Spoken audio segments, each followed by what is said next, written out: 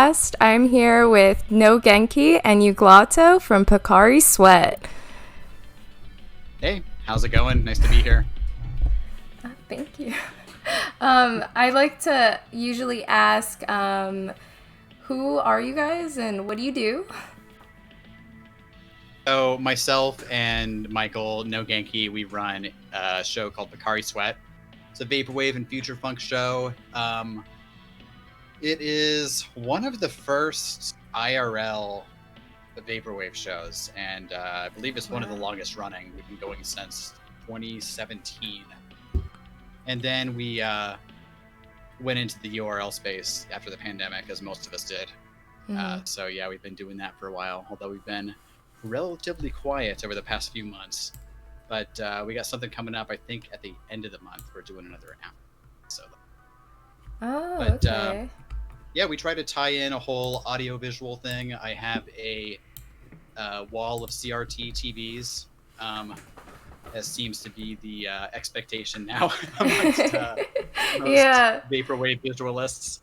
But yeah, when we would do our IRL shows, I would drag my TVs out there, and then got my VCR hooked up, a couple of effects processors, and the cool thing with me anyway was like anybody who came and wanted to like mess with the visuals, like I just told them to have at it. You know, here's some knobs, here's some dials, you know, twist and pull, do whatever you want, and you know, try not to break anything, but nobody ever did. Thank God. I just want to mention, because Agnes Music corrected me, it's not Uglatto, it's Uglatto. Or how do you say it? Doesn't matter. How do you say it? I say Uglatto. Oh!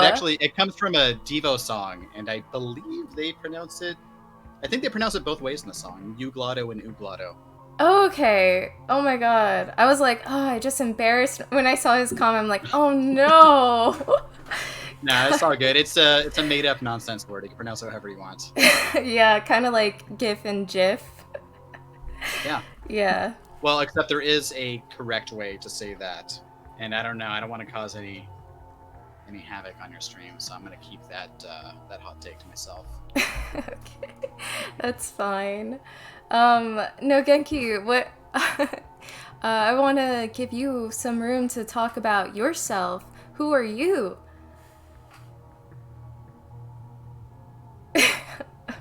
That's Too busy. He's texting. He's playing Clash of Clans right now. I'm doing no such thing. Can you hear me? You can hear me. Yes, yeah, we can hear you. Yeah. Oh, are you watching on Discord? Because if you're watching on Twitch, there's like a delay. I'm doing both, but also I'm watching on Discord, and I don't hear Molo's audio. Oh. So you know, I'm just gonna sit here and look. Uglatto, you can hear me? I can hear you fine. Yeah. Oh, so that's interesting. Michael, I think you just got to set your like, I don't know. I got headphones, so I like went into settings and changed like default device to my headphone. Yeah, maybe your headphones would work. Figure this out. You guys don't mind me. Yeah. Funny thing is, whenever like the running joke with our stream with Pocari Sweat is that there's always some kind of technical difficulty. So yeah, I guess we're bringing that curse onto you now. I know, like, honestly, I have that curse too then. Because, like, I always, like, have something wrong. I'm like, I prep so much, and then something always, I'm like, ugh. Because, also, sometimes my audio with, like, Streamlabs and Discord doesn't work, and then, like, things happen all the time, and it's fine. But, yeah. We're all just chilling. Yeah. Back in. I can hear everyone. Yay, awesome. Oh, you got a pop filter, Michael? When did you get that set up? Oh, you built your own? Internet. Oh. Really? I love it from a guy at Sweetwater. I love your apartment. It's really nice. Like, in my opinion, I think it looks like really aesthetic. I don't know, I really like it. It has character. Yeah. I appreciate it. It's got a lot of character. Yeah. Michael lucked out with a cool apartment in Brooklyn. Yeah. I'm gonna go You didn't? No luck whatsoever. Here, let me see. Well, regardless, I'm gonna come see you at some point. Yeah, I hope so, man. I miss you. Yeah, I miss you too. I miss you 3 too. I mean, I haven't met you in real life, but I miss you. I miss you We so all miss each other. Yeah. Well, that's what the stream is for. We're all just hanging out. Yeah. Yeah, I'm kind of hoping that like Clanton does another Electronicon in Brooklyn because I really enjoy myself at elsewhere, and now I've got a place to stay. Don't have to worry about Airbnb. Yeah. Anybody in chat, if you need a place to stay, Michael is opening up his apartment to everybody. Oh my god, that's gonna be a lot of people. Everyone in chat is gonna take that literally. Save some money. You don't even have to ask him to show up. He'll let you in. Not even. Just come on down. Wow. It's the party 6-pack rule. Like as long as you show up to the party with a 6-pack, it's all right. You know, you can stay for a little while. I'm gonna take that, but I also have like a lot of family in New York, so. See, you don't need my couch. You can still bring a 6-pack though. Yeah, can I bring my grandma? No, I'm just. I mean, I really don't even have a couch, so hey, you know. Well, the floor's fine. I mean, Egyptians. It's downtown Brooklyn. I wouldn't sleep on the floor anywhere near an open source of water. Hey, should chat tell me like are my levels okay? Am I clipping? Am I too loud? Should I lower it or anything? Yeah. Check it on that. Be our audio technicians. Oh, I do this all the time. Just ask chat. Yeah. They know better than me. Yeah.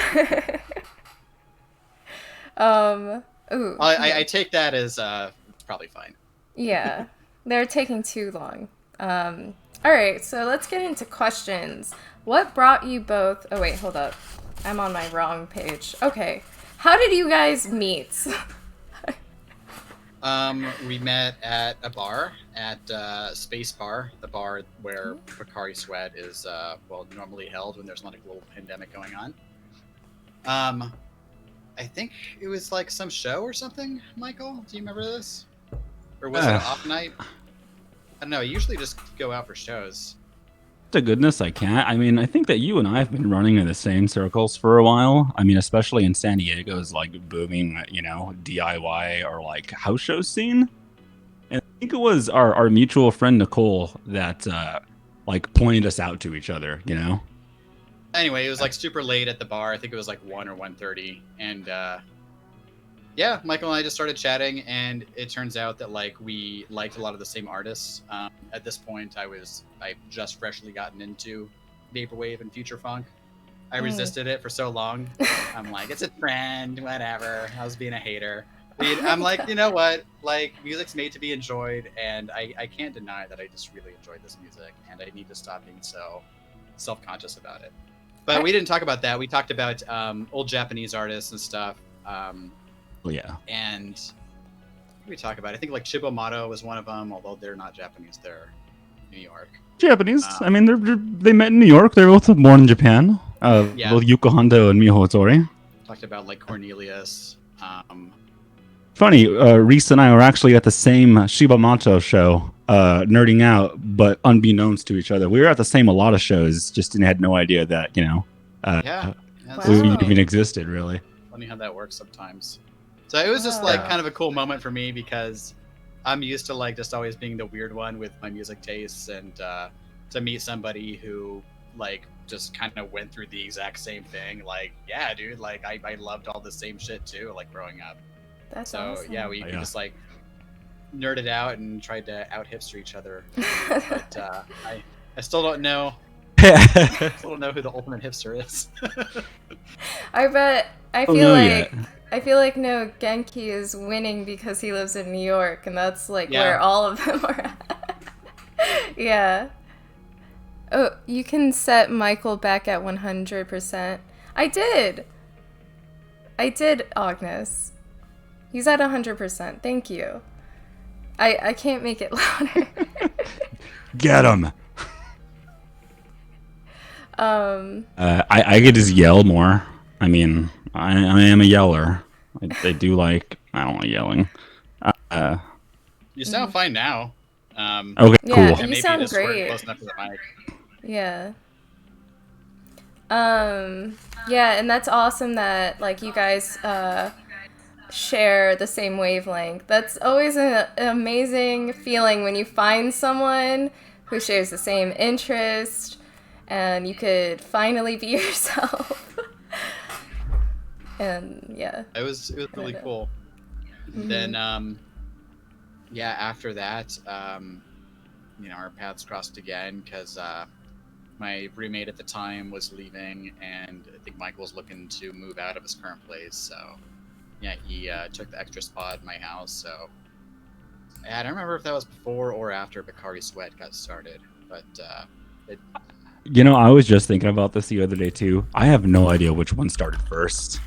I was I around honestly the same can't time tell we you. started living together and Pocari Sweat Yeah. started. But I mean that was great for our just like creative process too, just to be around each other. Absolutely. And the fact that we were able to live together and not get sick of each other too, I think bode pretty well for the co-DJ dynamic.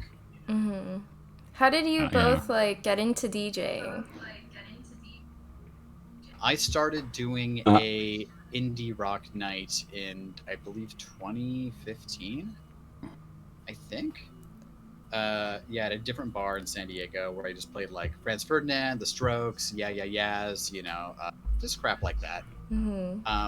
The kind of music that I grew up with and I listened to in high school, and I just thought it was weird that there wasn't any sort of night like that in San Diego. So yeah, I talked to the bar manager who I had known pretty well at that point, and we got that started. And at that point, I wasn't even really DJing. I just had my music manager program open, and I was just pressing play. I was picking the songs live at least, so I was dragging stuff into. And then You're doing I said, some That totally work, yeah. counts. Everything got a 10-second fade. That was it. So that was the extent of my mixing. Well, I mean, everyone has to start somewhere, Yeah. Then it kind of just slowly built up from there. But yeah, Michael has a more musical background than I do. Yeah, that's cool. Yeah. I grew up playing in bands. Dabbled in music a whole bunch during high school and in college.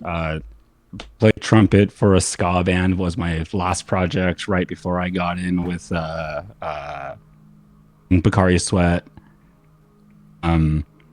Always had as far as DJing goes, Pocari Sweat was my first like genuine, at a booth mixing songs for hours and kind of falling in love and discovering that. But I'd always had like a deep love and respect for Nuyabes and that entire like Japanese lo-fi movement back in the early 2000s. So I made a lot of bedroom tapes and things, but those have never seen the light of day, and neither will they ever. Really? But yeah, oh yeah, no, not at all. I hate all my past work. Really? It's embarrassing. Oh, wow. Oh yeah, it's embarrassing. I don't even want to think about it. Oh my god. That's okay. I bet someone somewhere would be like, that's actually really cool. I hope that I'm dead for a few years first. Oh, you want to do like when you're dead artist, then you're old? Yeah. Okay. Go for it. Yeah. Yeah. That's awesome. So who came up with Pocari Sweat? Like, or did you both come up with it together? Kind of both of us, but I'll say mostly Michael. We were so we had the concept for the night. Sweetheart. How it started was kind of funny. Like the old like bar manager for Space Bar, like me and that dude.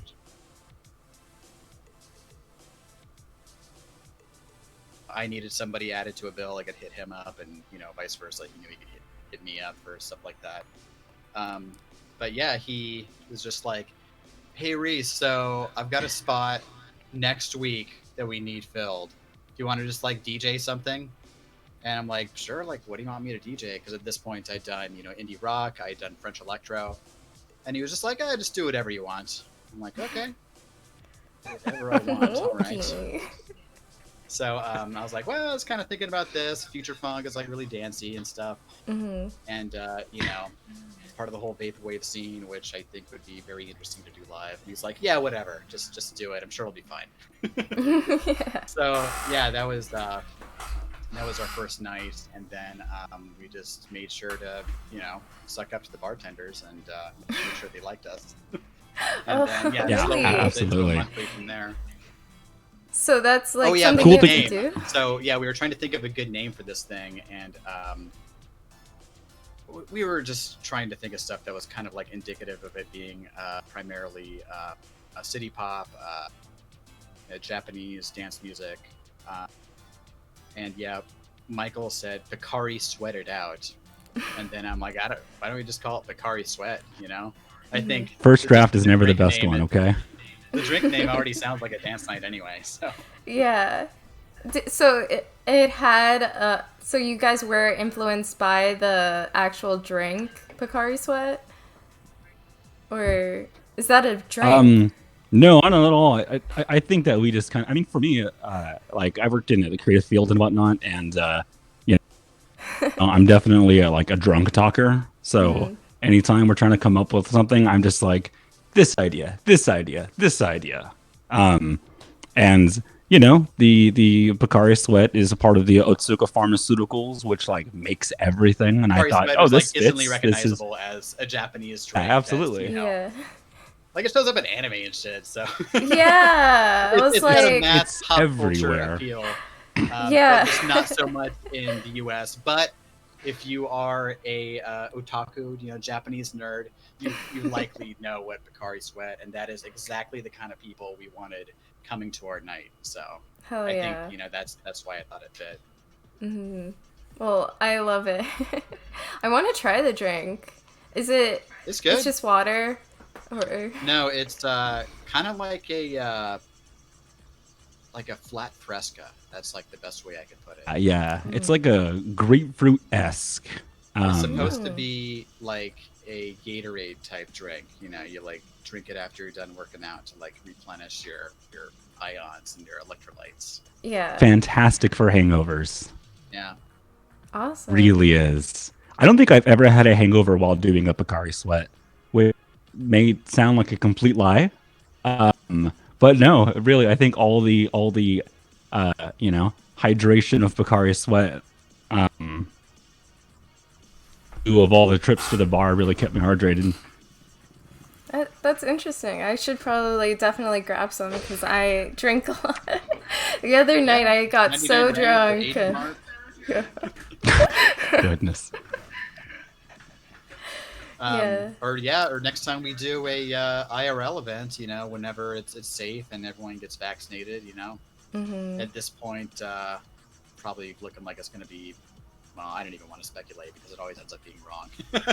Seriously. But yeah, we plan on basically kind of picking up where we left off, and we have a Pocari Sweat cocktail that we do at Space Bar. So it's Yeah. not a bad way to have your first Pocari Sweat experience, I think, is with the cocktail.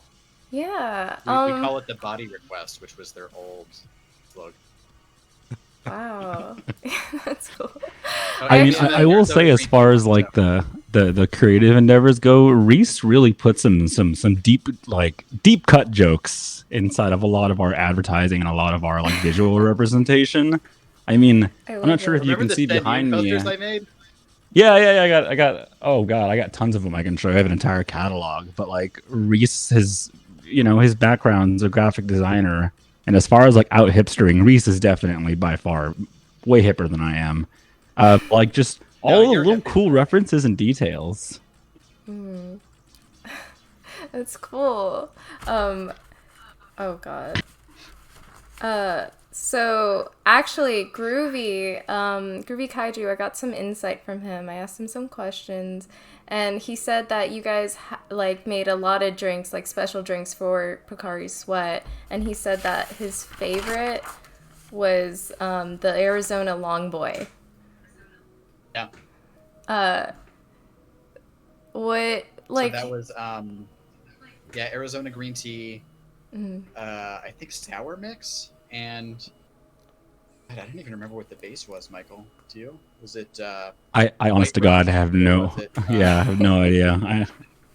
I just really enjoyed any cat reference, a long cat on it, and I think that was kind of, that's what I wanted to get from it. There's a fabled third cocktail that we always talk about making, but we've never actually made it. We have a name for it already and a vague idea of what we want it to be. It's going to be bone hurting juice. Why? Bone hurting juice. Because of the meme, That's not honey, you're eating poo. Bone hurting juice. Ooch, ow, my bones.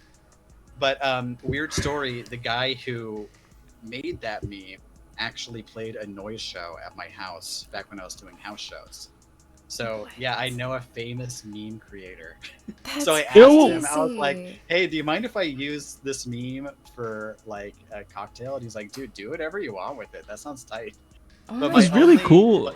My only thought was it just has to be something just like intense. It has to physically hurt to drink it. It's a Three Wise Men. But oh my god! But does it get you drunk fast? If you drink one, you're like good for the night. I mean, maybe we could. Well, because if you're selling it at a bar, it has to not exceed a certain like amount of alcohol. But maybe we could like bundle it in with like a shot on the side or something, and then it's implied that you the shot it. I don't know. We're still brainstorming this, so anybody else with ideas, come at me. Let's figure out what bone hurting juice actually is. Oh my god. It sounds like it would be like killer. Like, one sip, you're dead. The idea. I love that. Are you guys like have backgrounds in bartending or anything, or you just love to mix? I've got a background in like putting shows together and stuff. Me and Alex from Pacific Plaza are kind of birds of a feather in that regard. We're all really heavily invested in like DIY shows. I used to do house shows in my house for a long time, maybe about like 3 or 4 years or something. But we were doing like, I don't know, 2 a month, and any touring band who would come through, they kind of just knew to hit me up, and I would try and match them. Or, usually it was a friend who said, oh, I've got a buddy who's coming down and I want to put a show together. And then I would be the person who would provide the space. That's so cool. Worked all right and got paid, and, nobody died or anything. Yeah, you're taking on a lot of responsibility when you do that. But that kind of went into me doing shows out at bars and stuff. Yeah, it's like I already went out to enough shows, and I got. I don't really have much of a background together there. But yeah, that's our experience out at bars. And then yeah, Michael, I think you just like going to bars, right?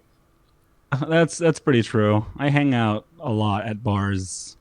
I mean, as far as like the mixing thing, I did have a background inside of collaborations with breweries and like beer makers to make like all sorts of coffee beers and dessert beers for about 3 years straight. Yeah. Like of constructing beverages, and then plus I've worked in coffee for like 12 years on creative and production and management level. So building I guess like taste profiles and like that was probably one of my favorite like parts of the cocktail making process. The research is always fun, just because like you just throw stuff at the wall and see what works, and then kind of continue on from there. But yeah, I think it's honestly because I just spend too much time at bars. I love cocktails. I like hanging out at them. I like talking to bartenders. It's always fun. Yeah, you actually mentioned in one of your streams about the coffee beer. And also, Frank Jaffsey in one of my streams mentioned it too. Yeah. Coffee beer is legendary. It needs to be everywhere. When Frank Jaffsey came over? Yeah, I think I made him drink one. Yeah, there's like a certain time every year when Michael would just come home with like cases, like pallets worth of like coffee beer tall boys. and they were like 10%. They weren't Yeah. nothing. They ruins me for an entire summer, I think. And I would gregariously put them on people like, "Hey, you're here, welcome. You should try some of this thing that I made." And they would, but like even Brent, our other roommate at the time too, at a certain point was just like, "Man, I can't look at those anymore." Oh, I can't blame them. They're rough. They were rough at times. Well, that sounds fun though to me. I like a little. Oh yeah, it was fun. It was a lot of fun. Yeah. I love coffee. Like, I drink coffee Nice. all day. Almost every day. My favorite coffee. Oh my god. Okay. Never mind. Forget it.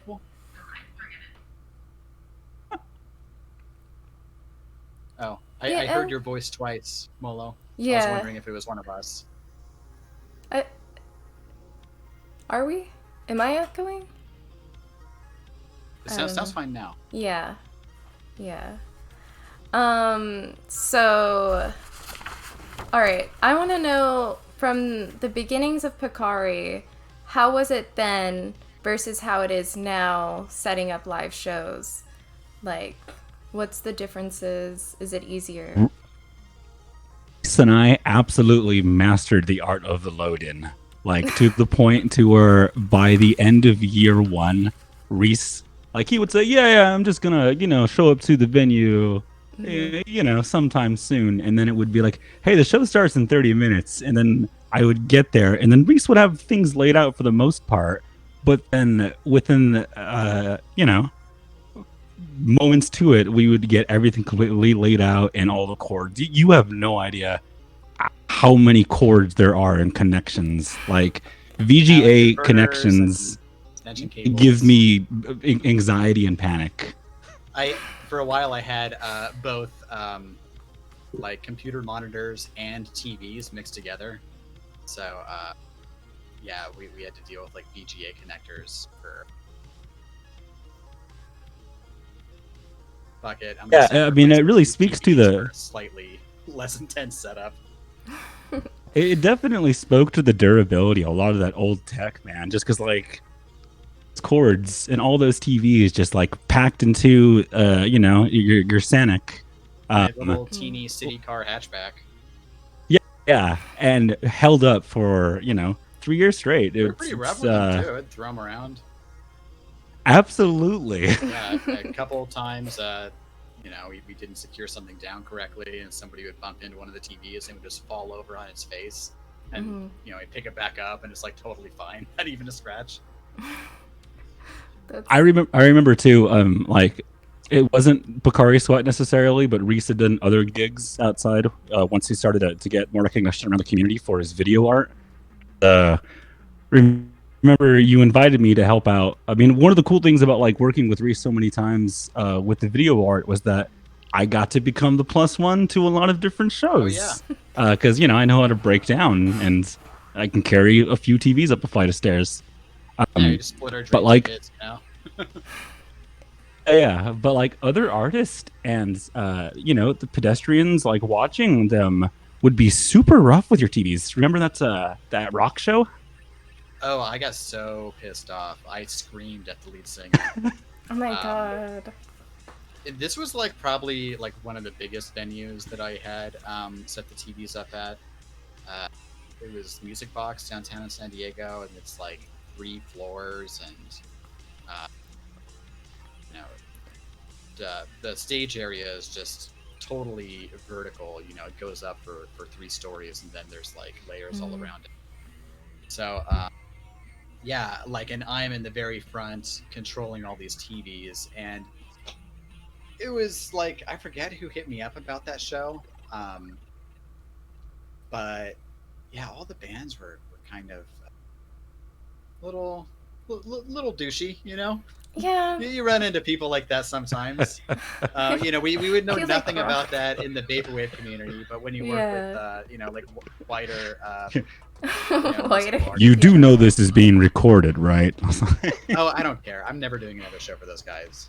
But yeah, so the headliner, they thought it'd be a great idea to like use my TV setup as like a staircase so that they could like get down to the crowd and like, you know, interact with them or something, because the stage was like way up high. And I see him stepping on the TVs, and I just go up to him and I scream, "Get off my fucking TVs!" And he was like, "Oh," and he just like hopped down onto the floor. But it's like, you know, I'm These very are protective of adults. Like, how do you? No, Yeah. Why do you rock act like stars, and that's not gonna children? true. Yeah. I totally get it that it was the rock genre people who would do that, because they break guitars and stuff. They're so reckless. Vandalism is cool. But getting back to your original question, because we just went on a total shows different now than they were before. You know, I would say they're easier, I guess, because I don't have to physically go someplace and, you know, move a bunch of stuff. You know, all the TVs, that was the most intensive part of the Pocari Sweat setup. Mm-hmm. So now we just organize everything online, give our guest DJs a separate Twitch channel to log into, and then I mirror that feed. Although doing it on Discord would probably be a lot easier. Yeah, probably. I like Yeah. Discord. Yeah. But, you know, it comes with its own challenges, technical hurdles. Yeah. Yeah, it's usually something weird that goes wrong. It's a lot different than just showing up at a place and playing, where you have a sound guy who's taking care of everything. Yeah. But yeah, I mean, all the other regular struggles are pretty much the same. You know, just organizing with a bunch of people. You know, making sure they know when they're supposed to go on. You know, when they show up, how long they're playing for. And it's still the same stress, I'd say. I still feel the same way right before a show and right after a show than, you know, versus when I was doing it live. How do you work with other people, or like how do you get people to come on? Do you screen them? Do you like, oh, thank you, Zoro Bark? I usually hit them up. Yeah, or occasionally, you know, they'll hit me up, and you know, I'll try and make a note that, you know, they want to play on the next one or something, and then Pocari Sweat. Yeah, and you know, I'm in a group chat with you know, Alex from Pacific Plaza and Michael and David, so we're always shooting ideas back and forth with each other. Do you guys collab, like Pocari Sweat meets Virtual Memory? Yeah, all the time. Hell yeah. There were talks for a while about arranging a West Coast tour, or doing a Pocari Sweat mixtapes, like a side A, or that would be, you know, an Uglatto side, and then side B, my side. And for a while, Virtual Memory and us, we were like kind of just trading guest DJs back and forth. Where, you know, I would have someone on, and then Alex would have them on, or Alex would have somebody on, and then I would hear them like, "Oh my god, they're really cool," and then I would ask them if they want to do a Pocari Sweat. So, you know, it's cool. I'm glad that Alex doesn't get too miffed about that, and, you know, likewise, like, I mean, it works. Control of Except it works out for the better, I think, too, because like you got San Diego, it has its own very unique, you know, very alive music scene. Whether it's DIY or different types of venues or gigs, and you know, then you got Fullerton, California, which is my, you know, alma mater. I went there for, I mean, community college, I guess, but like that bar that they play at, the Continental, is a place that I used to hang out at all the time, and you know, they never had such like diverse cool acts as vaporwave or future funk, you know. So you're able to do that and then go up to LA the next day. Like that's, I think it was the beginning of a cool little pipeline that was starting to develop on the West Coast. That's awesome. And you guys, and all the tape swaps he was doing too, pre-Electronicon shows. Yeah, absolutely. that's sick. How did you coordinate the tape swaps? Like, Dude, you're gonna have to ask Alex. Like, Okay. that seemed like a pain in the Alex ass works to get magic. together. I have no idea. He's And a I hard worker. shared an Airbnb with him when we were in Brooklyn, and yeah, like the day before the tape swap. I actually went to that one. He was feeling some Oh, did you? emotions before. Yeah. Not all of them positive. Oh, I bet. I bet it was very stressful. I did actually. I had got off my flight and ran to my Airbnb and then ran to the tape swap right after that. And I was lucky enough to make it. You didn't break that mask. Huh? You didn't break that mask, did you? Wait, Somebody broke artwork. Oh no! Oh no, that wasn't. No. See, I didn't even know about that. I can't be guilty. I was not part of that. I saw that happen with like my very two eyes, and it was tragic to see it go down because it wasn't the guy's fault who bumped into it. It was like someone from behind on the drywall hit it and then it pushed the mask off. Wow. And then the guy who was in front had like that, disposition of like, oh shit, well, everyone's going to think I did it. I felt so bad for that guy. Yeah, I was not there. There's no way in hell I was going to get involved. It wasn't Alex 100% who was behind the Electronicon tape swap. That was the guy. He was the one who did visuals, I think, for... He did visuals at the actual Electronicon. But Alex was one of the first people who he hit up. And then, kind of just grew around both. Yeah, I just wanted to make it clear, it wasn't all Alex who put together that first one. Yeah. Well, Alex is still amazing. Yeah.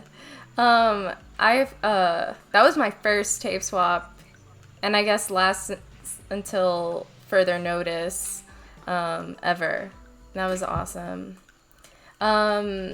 So you both live in different cities now. How are you guys gonna coordinate Pocari Sweat? Are you guys gonna travel to each other, or meet up? Well, I'm hoping Michael just is able to start his own Pocari Sweat in Brooklyn. That would be sick. Maybe bi-coastal. Yeah. That would be cool. Because when he was moving out, I told him like I'm gonna keep doing Pocari Sweat like no matter what. I would like it if you were able to come out, but I mean, you're just as big a part of it, so you have just as much right to start your own out there. Hell yeah. I trust Michael enough that he knows what it's about, what we're kind of trying to do, so it's not going to become anything like weird. I'm going to ruin the brand. No, that's kind of like Skeleton Lipstick and Fanacat, how they both coordinate the same show but in different cities. That's so cool. I would love that because I could go to the East Coast. Yeah. I've been since I got here, I definitely did take it pretty easy on going around. I have really bad asthma that I haven't really suffered from at all up until I got here on the East Coast, and they have this whole thing called seasons I have no idea about. So that, and with the whole pandemic, I haven't been going outside or doing much recently, but now I've gotten my COVID vaccine and things are opening back up, so I'm starting to kind of try and network a little bit more, meeting other bartenders, meeting other things of that sense. Bad time for trying to build up your network in a new city, trying to do bars and stuff. But Shiro out there. I have my methods, okay? Not Shiro, Shoji? Shoji. Yeah. Yeah. Well, I was in a long-winded sense of the way I'm gonna get to there, to where I have also been talking to Shoji as well, because I think I don't want to ask him to do all the work, or at least try to have my own sense of stepping out as well. But I think Shoji definitely will be a huge help. And when we've chatted about where, when, who we can get on board or things of that sense, but nothing too solid yet. But I'm hoping that within a year or so, once things start moving back up, we can start to carry the Pocari Sweat here on the East Coast. And you should hit up Shota too. Yeah, I plan to. I don't want to approach Shota without having a full set Pocari Sweat plan. was originally a trio when we first started. It was me, Michael, and our friend Shota. Ooh. But he was already doing a lot of his own stuff. He was like big into like underground, like really weirdo electronic stuff. And he would always play music at like 180 BPM, never the same set twice. Like, he's ridiculous. Mad respect for that guy. So, yeah. Shota absolutely intimidates me. Yeah, he was putting on so many shows every month. So I complete beast. But yeah, he's in New Jersey now. So. Oh wow. There's a lot of people on the East Coast. It's migrating. Mm-hmm. So how was the scene in San Diego, and how did you break Vaporwave into that? Like, how did you break that in? Well, I just did it because I wanted to do it, you know? Mm-hmm. Like I said, the bar manager asked me that one night, like, do a DJ night, just do whatever you want, I don't care. And I'm like, okay. And then, yeah, it built kind of slowly, but, you know, I'd say by like our third or fourth one, we were drawing like a pretty decent number of people. Yeah, I guess I've always like put together shows. I've been doing that for maybe 8 or 9 years at this point. So people, kind of followed me and like kind of paid attention to the kinds of stuff that I was like promoting. People were initially kind of interested in what it was, and it kind of just grew organically from there. You know, there was a few hardcore people who would always show up to every event, and they were like waiting for an event like this to happen because they were just hungry for something in real life. But you know, it's maybe like at this point, I'd say like a third those people and like 2/3 people who just showed up one time and thought it was just a dance night and said, "Oh, this is different. I want to keep coming back." That's awesome. Those were always the coolest ones when you'd meet someone who was just like, yeah, I decided to come down here on a Sunday night. And they're like, I had no fucking idea that this was going to happen. Alex. He was coming all the way down from Orange County. Mm-hmm. Yeah. Oh, When when he first told me that, I'm like, for us? Isn't that like a 3-hour drive? That's insane. It's like a 2-hour. Yeah. Still a lot. Yeah, hour 45, 2 hours. Yeah, way too long. And then I would always try to get him to like stay over, you know, because he would go home. Yeah, he would drive back. Wow, I would have fell asleep. Yeah, I would have died. 3.5 hours, you know, both ways. Yeah. But you know, he dug it. He's like, nah, you know, just get in my car, listen to my podcast, you know. Get in the mood for dancing, and it's like a ritual for him. Oh my god, he is a great guy. Yeah, I can't wait to meet him when I go to LA. And I can't wait to meet you. I'm going to Pocari Sweat. I'm gonna party up. Yeah, I'm gonna be that intense. Like, I love you, every person who plays. So it sounds like I have somebody else then, Michael. You've been replaced to help me with the TVs. Oh, I will do that. I'm there. I would love that. Whoever is like the last couple people who just like don't want to leave, I always like enlist them to help me with the TVs because that means they get to stay a little bit longer after the Hell yeah. Yeah. That means you get to stay after hours when the bar is closed and smoke cigarettes indoors. I did that. Allegedly. Actually. Allegedly. Sorry, that never really happened. Really? I actually did that. My friend hosted an annual game night every Wednesday, and I would help her at the end of the night clean up the entire place because they were like, "Oh, if you're gonna be at our bar, you have to clean up," you know. I was that. I can do it. Endear yourself to bartenders, you know? Just that's my resume. Wiping tables. Love you. Yeah. And as long as you're not like too sloppy drunk and you're, you know, not knocking shit over. Yeah. Of course. So, God, I'm sorry, I'm blanking. Excuse me.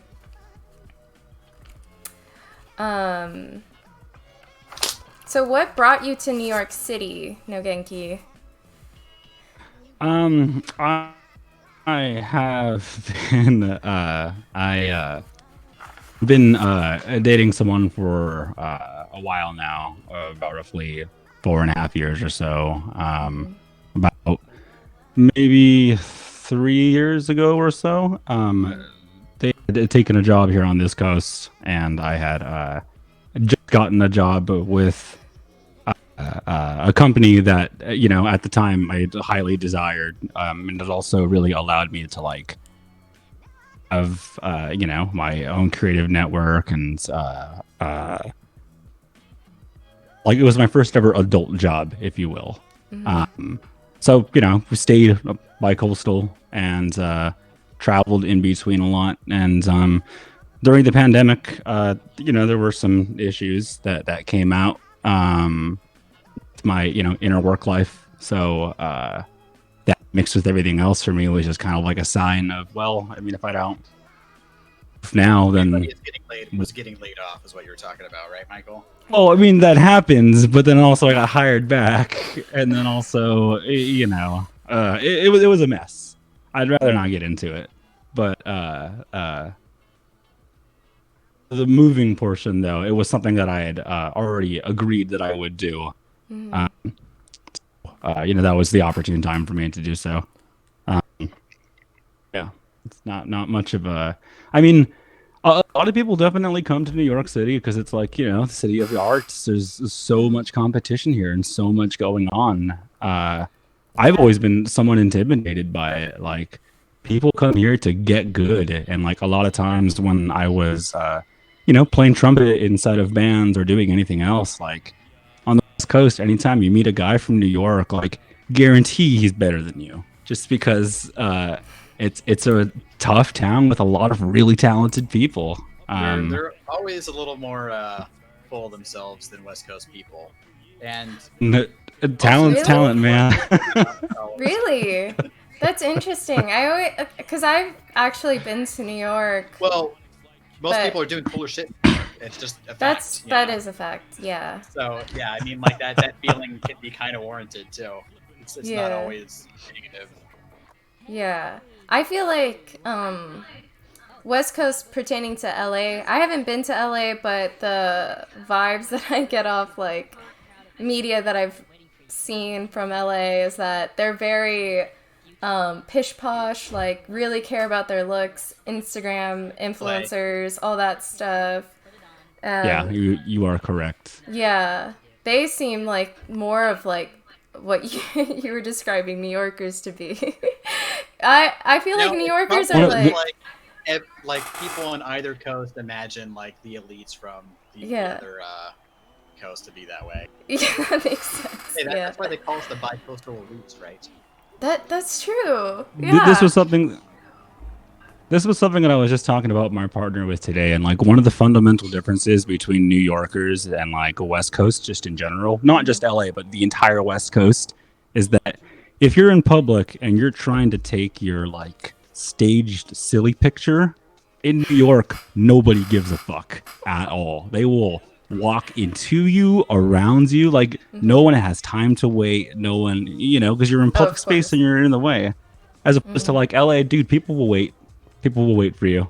Really? That's where the priorities are. Yeah, they'll totally wait, or they'll walk around you. Yeah, that makes sense. Too. I've been to Wall Street a couple times where everyone is just like scrambled in and like sardines. Like there's no space. Yeah.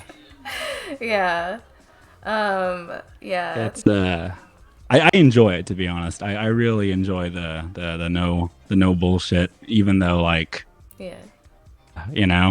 no one has time for my shit, and I enjoy that because it's like, oh, okay, cool. I gotta hurry on up then. I like that challenge. I love that. I love that about New York. The only thing holding me back from living in New York is the price. So expensive. It is goddamn expensive. Did it go down with the pandemic? I mean, rent went down a little bit. I mean, statistically, it's like 15% one thing that I have found about the differences from the coast is that it's not so much of the rent that's gonna get you, but it's the food. Like groceries are just so much more expensive out here, and same Really? with eating out. Like yeah. I mean, I'm kind of lazy and I Really? don't really cook for myself all the time, but like Every time I go, there's always like I a can't find a 99 cents for a slice of pizza and a drink and a beverage.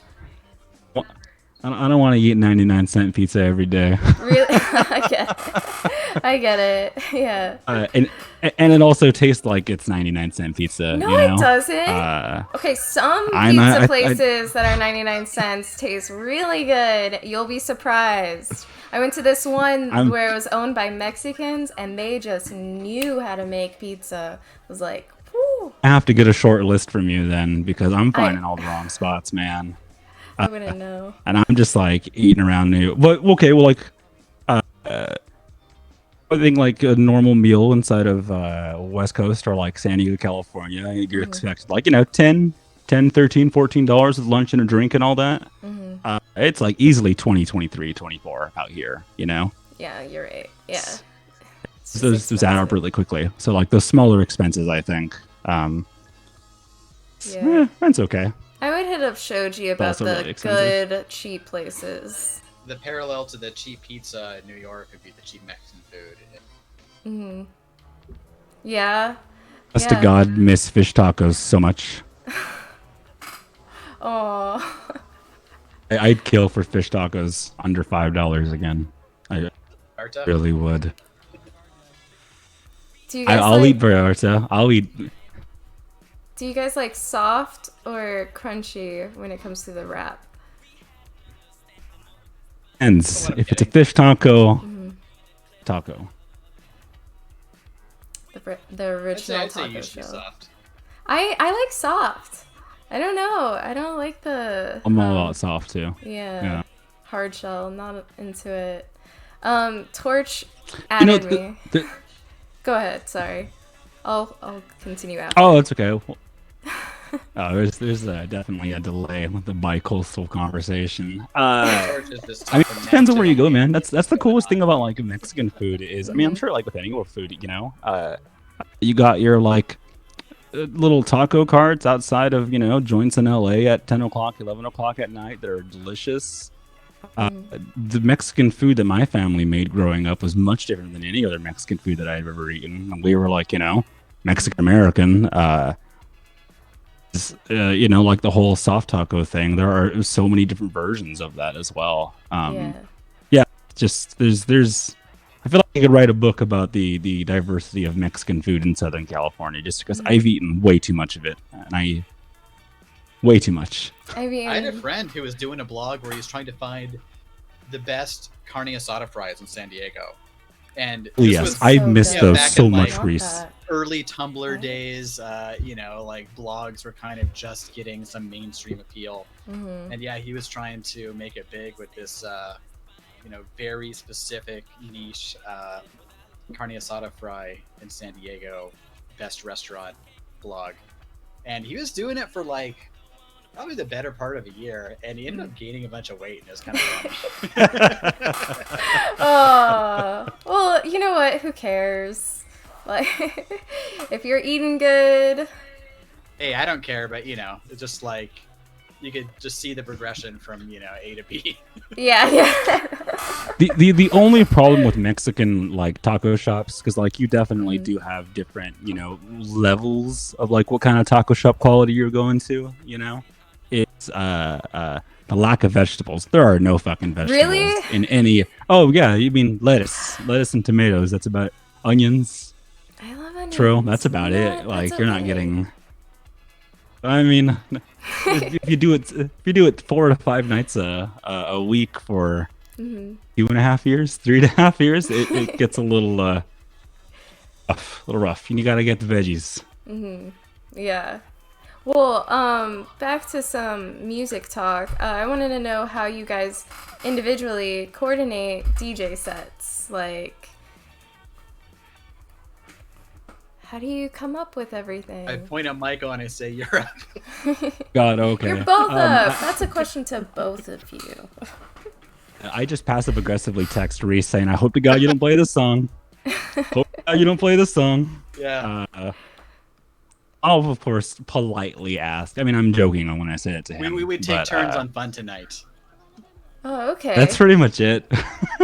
Did you play Fun Tonight last week? No, this is your week. Okay, cool.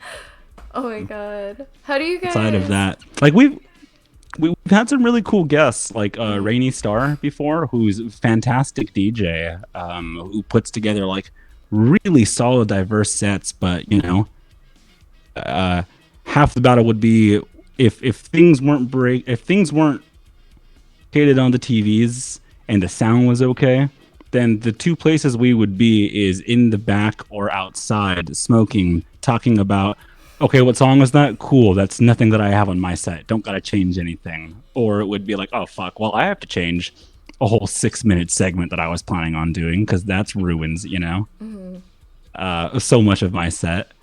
That's crazy. Yeah.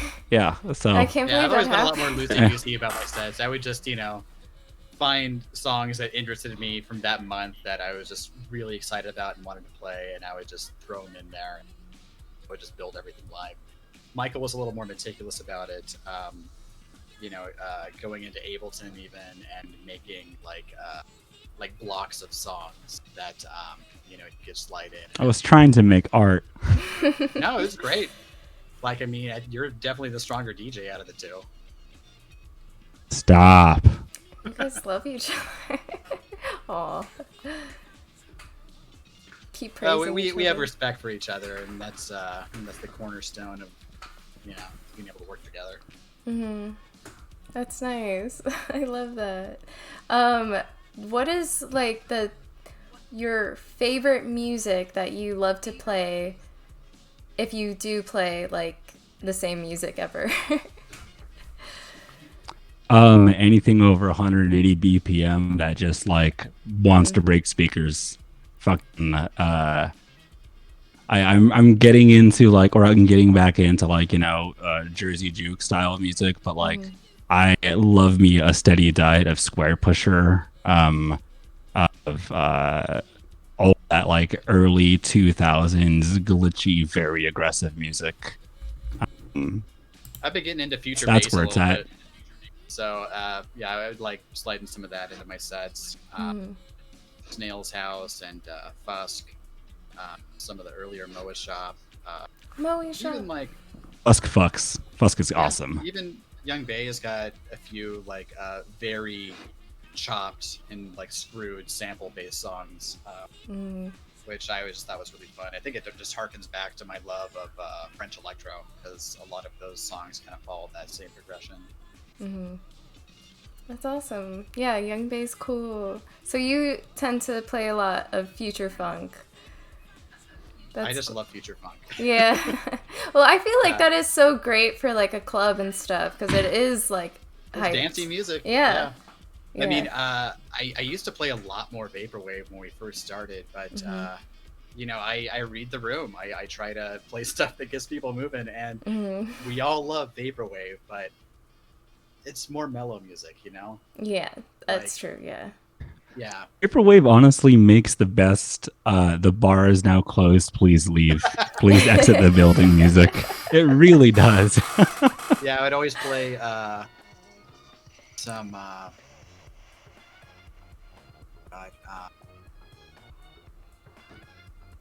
Like Green Lines. What was that? Pacific something. It would definitely be like songs that we would, and religiously play towards. towards. Too. I would always play at the end. A lot of the Planet B remixes of songs are things that we just play like every night towards the end of the night, just because that shit goes hard.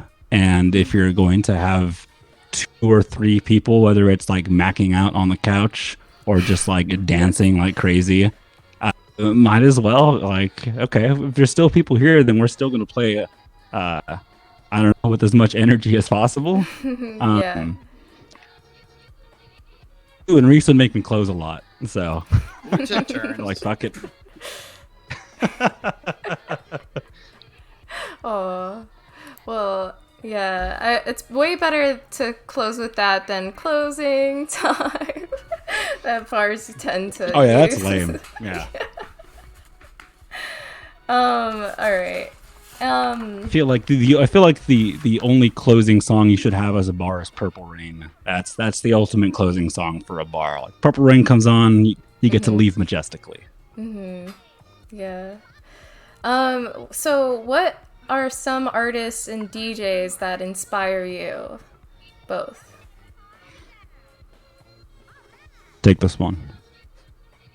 I've always been way into Justice. That was like my favorite band across something like totally different. You know, I was into Daft Punk too, but yeah, Justice was just doing some very weird stuff with their sounds, and it was just so aggressive yet so dancey, and I don't know, it just made you feel like really cool when you listened to it. Yeah, I was lucky enough to get to see him a couple times live, and wow. yeah, it was just insane. So Yeah, I'm pretty big influenced by pretty much anything French electro. I remember the first time you showed me Carpenter Brute, and we were like Oh, yeah. driving down the highway, just like, well, I feel cool as fuck right now. Do you ever like Yeah, drive? Do you ever like drive really fast when you're super hyped with a song? I drive fast anyway. Okay. It's funny when you mention the amount of time it takes to get from LA to Los Angeles. Like Reese and I have taken a few road trips together, and Reese drives pretty fast. He hauls ass. Got places to be. I do too. Well, everybody drives like 80, 85 in San Diego, so. Oh wow, really? Just keeping up with traffic, yeah. Yeah, everyone here drives like an old person, and that makes sense because I live in Florida, so. As long as you're not the fastest person, like, on the freeway. Like, as long as there's somebody else for the cops to nab. Yeah. Well, I also heard that you should watch out for the beginning of the month and the end of the month if you want to speed. Those quotas, yeah. Yeah, those times are the worst to speed. And I'm like, quotas oh. that definitely don't exist. Yeah. Now, as they say. Yeah. Yeah, ever since Google Maps implemented like the Waze stuff, people can put like speed traps. That's true. Oh god. Well, we're at our halfway point. If anyone has questions, please put it in chat and we'll read it and answer it. Yeah. I was also like very influenced by a lot of like just kind of weirdo experimental stuff too. I'm a really big fan of Dan Deacon and like Animal Collective and stuff like that. That's cool. Yeah. I've never heard of Animal Collective. What kind of music is that? Yeah. Really? They're like they pretty much made chill wave. Really? Wow. I don't know if you guys know, but Electronicon was my first like vaporwave experience. Yeah, it was for a lot of So yeah, I'm a baby. I mean, that was when my it comes first to it. IRL vaporwave experience. I mean, I'm a baby in the vaporwave scene. Same. I think I've ever asked you this before, Reese, but like, did you? I mean, for me, the hardest show for me to play was the Vaporwave 1 tape swap, just because like in New York, first time I've ever used Rekordbox in my entire life, and there's no way around it. You have to use it. And then like, I remember just outside casually chatting with people, and it's like, oh, there's Dan Mason. That guy looks like Dan Mason. Or I just had this conversation with someone. He's like, "Oh, here's my sticker. My name is Vapor Memories." Like, holy shit! That's where we met Frank Japsy. Yeah. And he was like, "Oh, we should hang out," you know. And I thought he was just being nice, but yeah, then we actually hung out. He like stayed at our house for like 4 or 5 days. Solid dude. He's so cool. 3D He's blast, so funny. And he has like a lot of he has a lot of subscribers on YouTube. He has a little clout. But he's personable. He's a really cool dude. Yeah, we love Frank. Yeah. Pacific Plaza says to tell them about the porch Reese. What does that mean? The porch. That was my house venue. That's like, so like the house that I live in, I've been here probably like 8 or 9 years at this past 12 or so. It's just always been with the same group of friends. Mm-hmm. You know, one roommate would move out, somebody else would move in, and it's always kind of been in the hands of musicians or artistically minded people, creative types. Yeah, we used to do like a bunch of house shows at our house.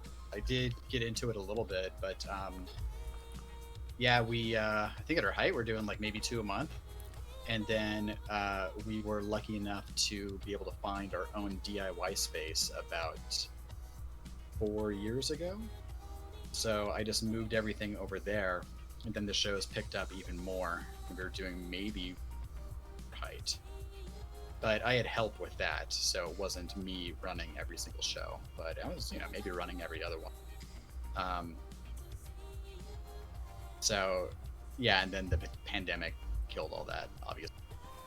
So we'll see what happens after this. I'll probably just go back to booking shows at bars, because it was a lot of work to run a DIY space and a lot of money. I bet. Yeah, I had to sink a lot of cash into that to keep it going. You know, thankfully I had help, but yeah, it was a passion project. How do you guys work with running your shows and then also like having a normal job at the same time? Like, how do you work with that? Just had a cool job where I only had to answer to 2 people, and they were kind of just in the mindset of show up whenever you want, as long as you get all your craft done by the time that we need it. Like, I don't really care. And my job, we worked a lot with bars and you know, the nightlife scene, build out those connections, because putting on events for brands and stuff. So I got to go into a bar and say, hey, you know, this brand wants to do something like month, and we have $1,000 to give you. So I was like a lot of people's favorite person. Oh my god. I bet. $1,000, hell yeah. Yeah, so that was really fun, but that was the kind of work that I did, so it synced up really well with my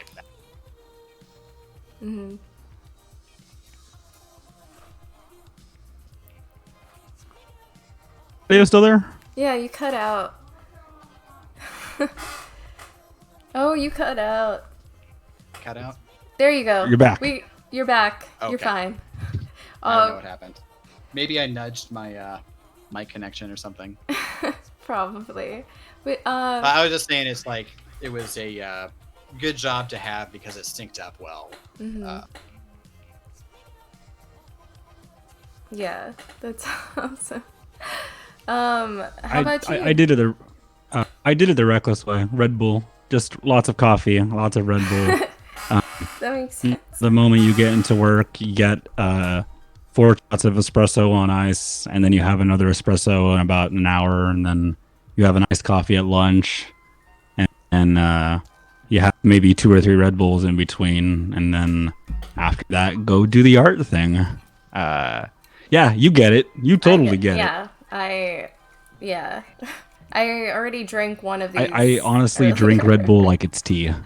Really? It's my favorite beverage, and I wish they would sponsor me. Oh, I love Red Bull. I love Red Bull too. I love Monster as well.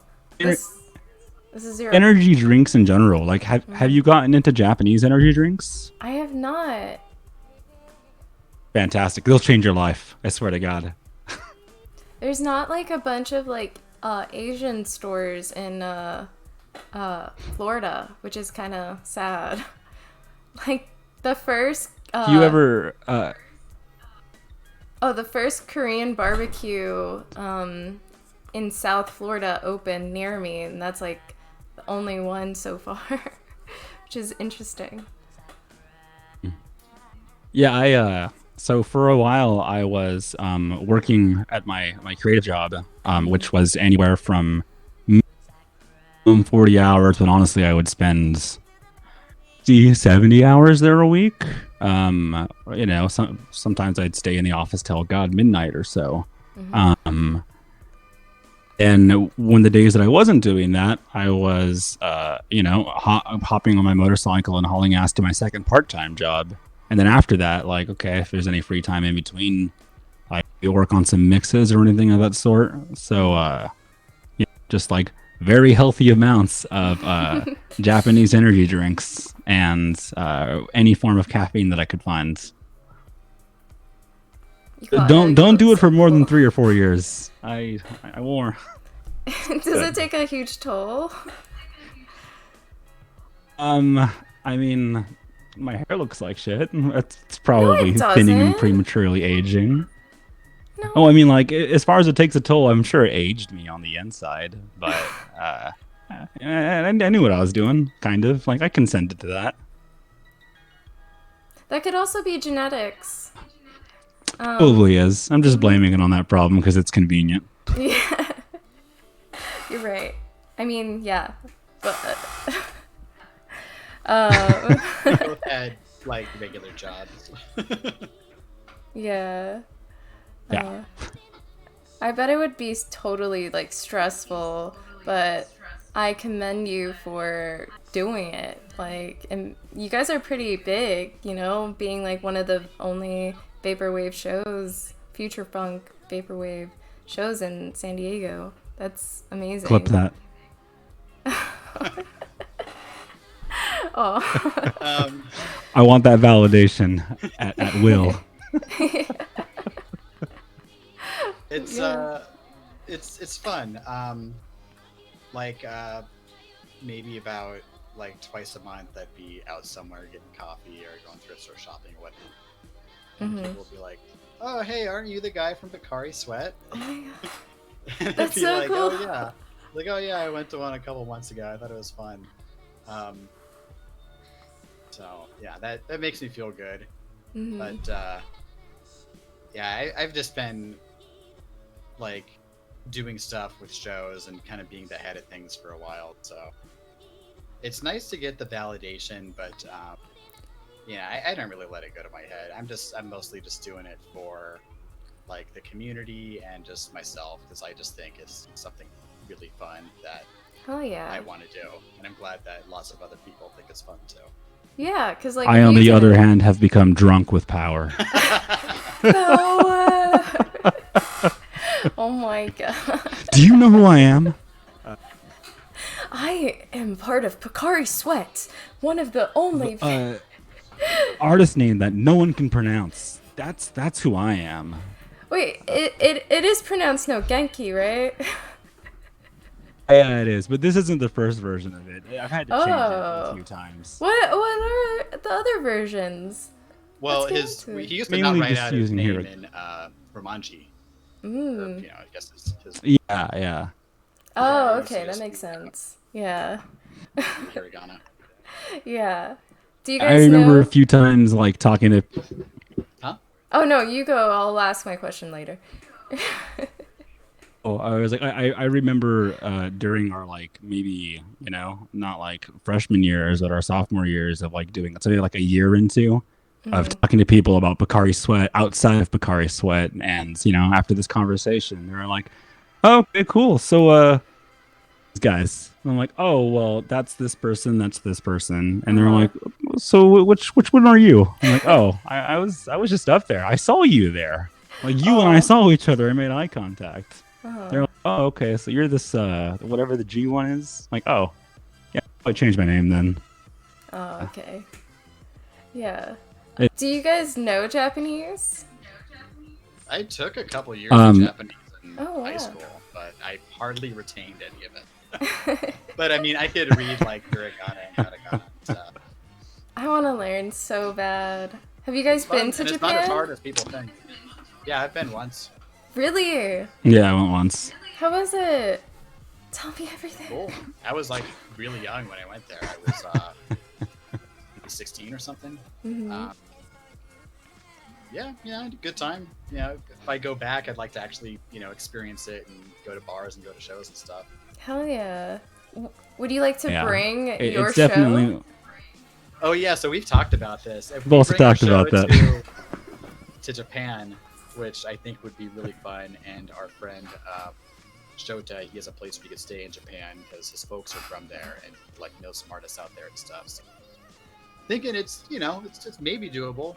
Probably get something together. Hell But yeah. we can't really call it Pocari Sweat because that's like it's like Track. Gatorade, but in Japan, Yeah. So if we do it in Japan, it would have to be something that didn't have as much of a presence over there, but something in the same vein. So we wanted to call it Powerade. Yeah, So stupid. that's like the American Pocari Yeah. Sweat. Yeah. Yeah. But Powerade, I think, would be a pretty sick name for a dance night. Mm-hmm. Go Gatorade. I'm sure they have lawyers everywhere. Powerade, however, agents can't sue us in Japan. Yeah. Yeah. I mean, they can't catch you. You're in another country. Like, yeah. You're not going to be We would Thelma probably and just tell them to Louise. stop it, and at that point, we would already have, Yeah. the show anyway. Yeah. I'd really like to have a cease and desist letter to frame too. That's kind of like my goal throughout all of this. I really want that Yeah. for me. I mean, didn't St. Pepsi get away with his name even though he had to change it? Man, yeah. I think Pepsi politely asked him to stop.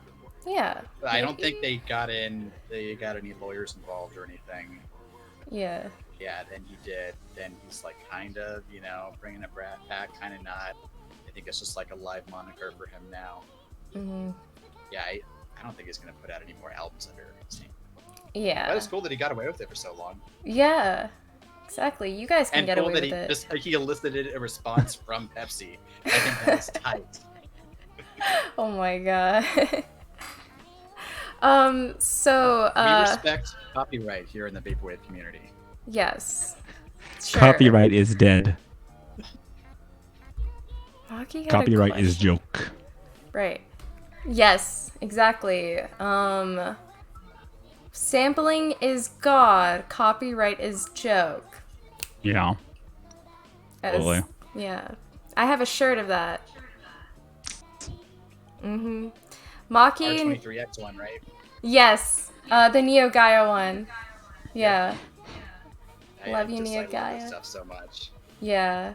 I love R23X and Equip and their show that they have. It's Yeah. really nice. They yeah. all get along together so well. They've got such good synergy. Yeah, I want to be their friend. I feel like It we seemed would like they'd be fun vibe. to hang out with. Yeah, exactly. I mean, they like anime and video games and Final Fantasy, so I want to be a part of that squad.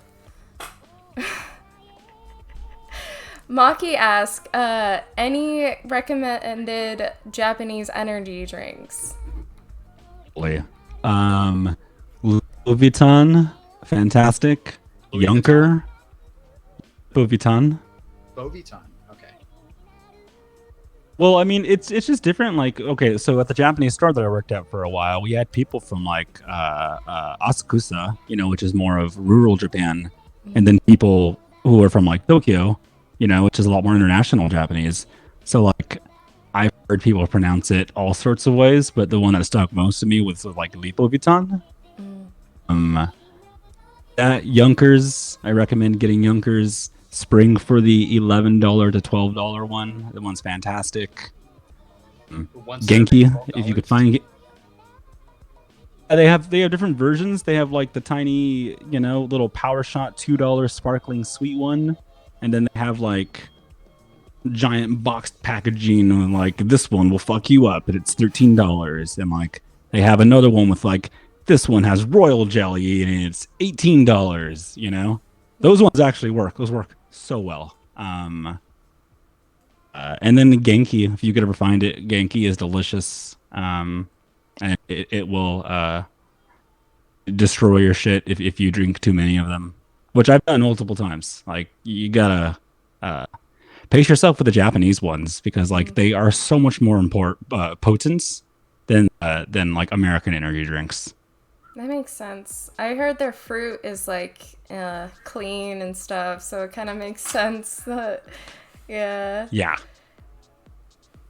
I want to go. I'm to hoping Japan. that when I go back to Japan, I could at least like get a job or a work visa, because like really want to experience that kind of like culture that you do until you live somewhere. Like there's a difference between spending a weekend somewhere and living somewhere and like getting to know the locals, and even if it's just a superficial sense, like that's the priority. But there are so many Japanese energy drinks. Those are just the ones that I always had the convenience to pick up. So you guys both have cats. Did you know that cat islands exist in Japan? Oh, No? poor kittens. They need medical help. Okay, that's true. But tourists actually help pay for those medical fees for the cats. So that's cool. Cool. So tour them because that makes them money to take care of the cats.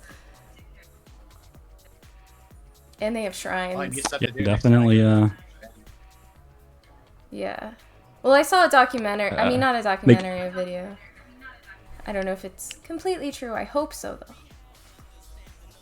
It seems to be. I've seen a few, like, not just, the one video, but, like, people even going to, like, check it out, the cat island and stuff. A lot of those cats are rough, Yeah. rough being a cat in Japan that no one's caring for. It's cool to hear that there are, like, joints setting up infrastructure. I donate money into certain places, and, like, one of the things that I definitely do is the SPCA. I frequent a lot of the cat cafes down here, which like do a lot of community work for Brooklyn feral cat communities. Cats are awesome, and it's really cool to see that like we're actually trying to take care of them and give a shit about them. Yeah. Yeah, they started the program to get them all neutered on the street, so that's good. Yeah. Curbing the population definitely helps because it, stops the spread of disease. It stops that sickness, and like, if you're able to control the population like that, there's more resources, and Sounding a lot like Bill Gates right now, Michael. Everyone needs 5G.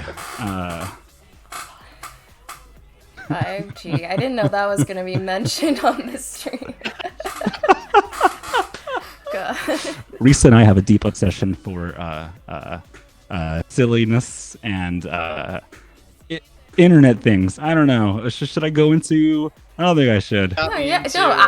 Yes, go into it. So I would Reese and I have Alex Jones coming from Michael's room, Oh but it was God. actually a podcast he listens to where they just talk about all the crazy shit that Alex Jones said last week. So it's like it's God's commentary work. on Alex Jones. It's not, it's critical. I've heard of Yeah, it turned all the frogs gay or something. He was Water. actually right about that. That was one of the few things he was right about. Although not Chemicals in the water. What's wrong with the frogs? higher instances of hermaphroditism or something. I watched like an hour and a half long YouTube documentary about it, where this guy found the actual researcher who did that study, the one that Alex Jones pulled from and made a meme. And the guy's science is like totally legit, and he was being silenced by like the big agriculture companies who initially paid him the funding to do that. Yeah. I too watched that. I feel like we watched the same one. Is it Oakley's Weird Stories? No, it was this young guy with glasses. That's all. Yeah, that's him. Oh, okay. Yeah, we watched the same one. Okay, Yeah, it was really well put together little mini doc. Yeah, I love watching his docs. They're very interesting, and he's like my age, I think, which is crazy. Yeah, he seems like a cool dude. Yeah. Puts together. Guys, put in more questions in chat. Thank you very much. Otherwise, we'll just talk about Alex Jones for the rest of the stream. Yeah, basically. Well, I did want to. I mean- I have a few more questions. That is something that I'm very capable of doing. I'm okay with that as an option. Well, we could. Please, Let's let me go. fill you into the madness that I've had to deal with. Let's go.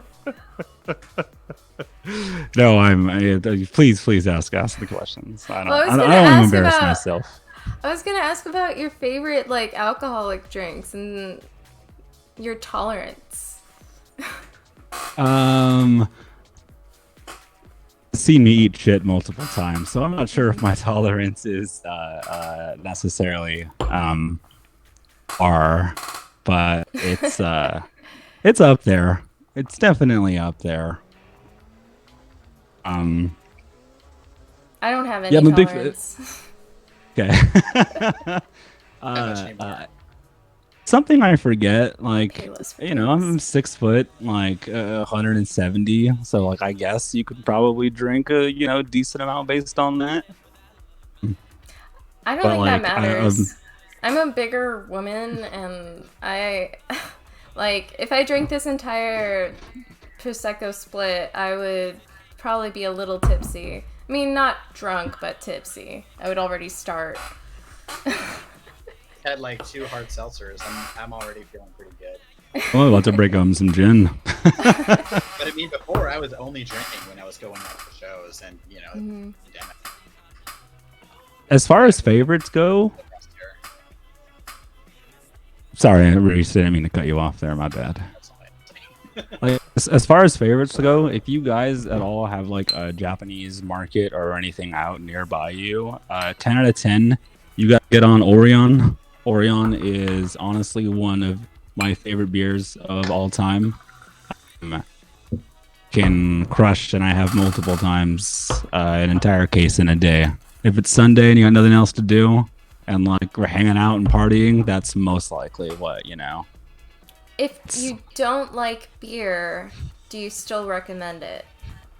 Modelo, or do you like just Mexican beers in general?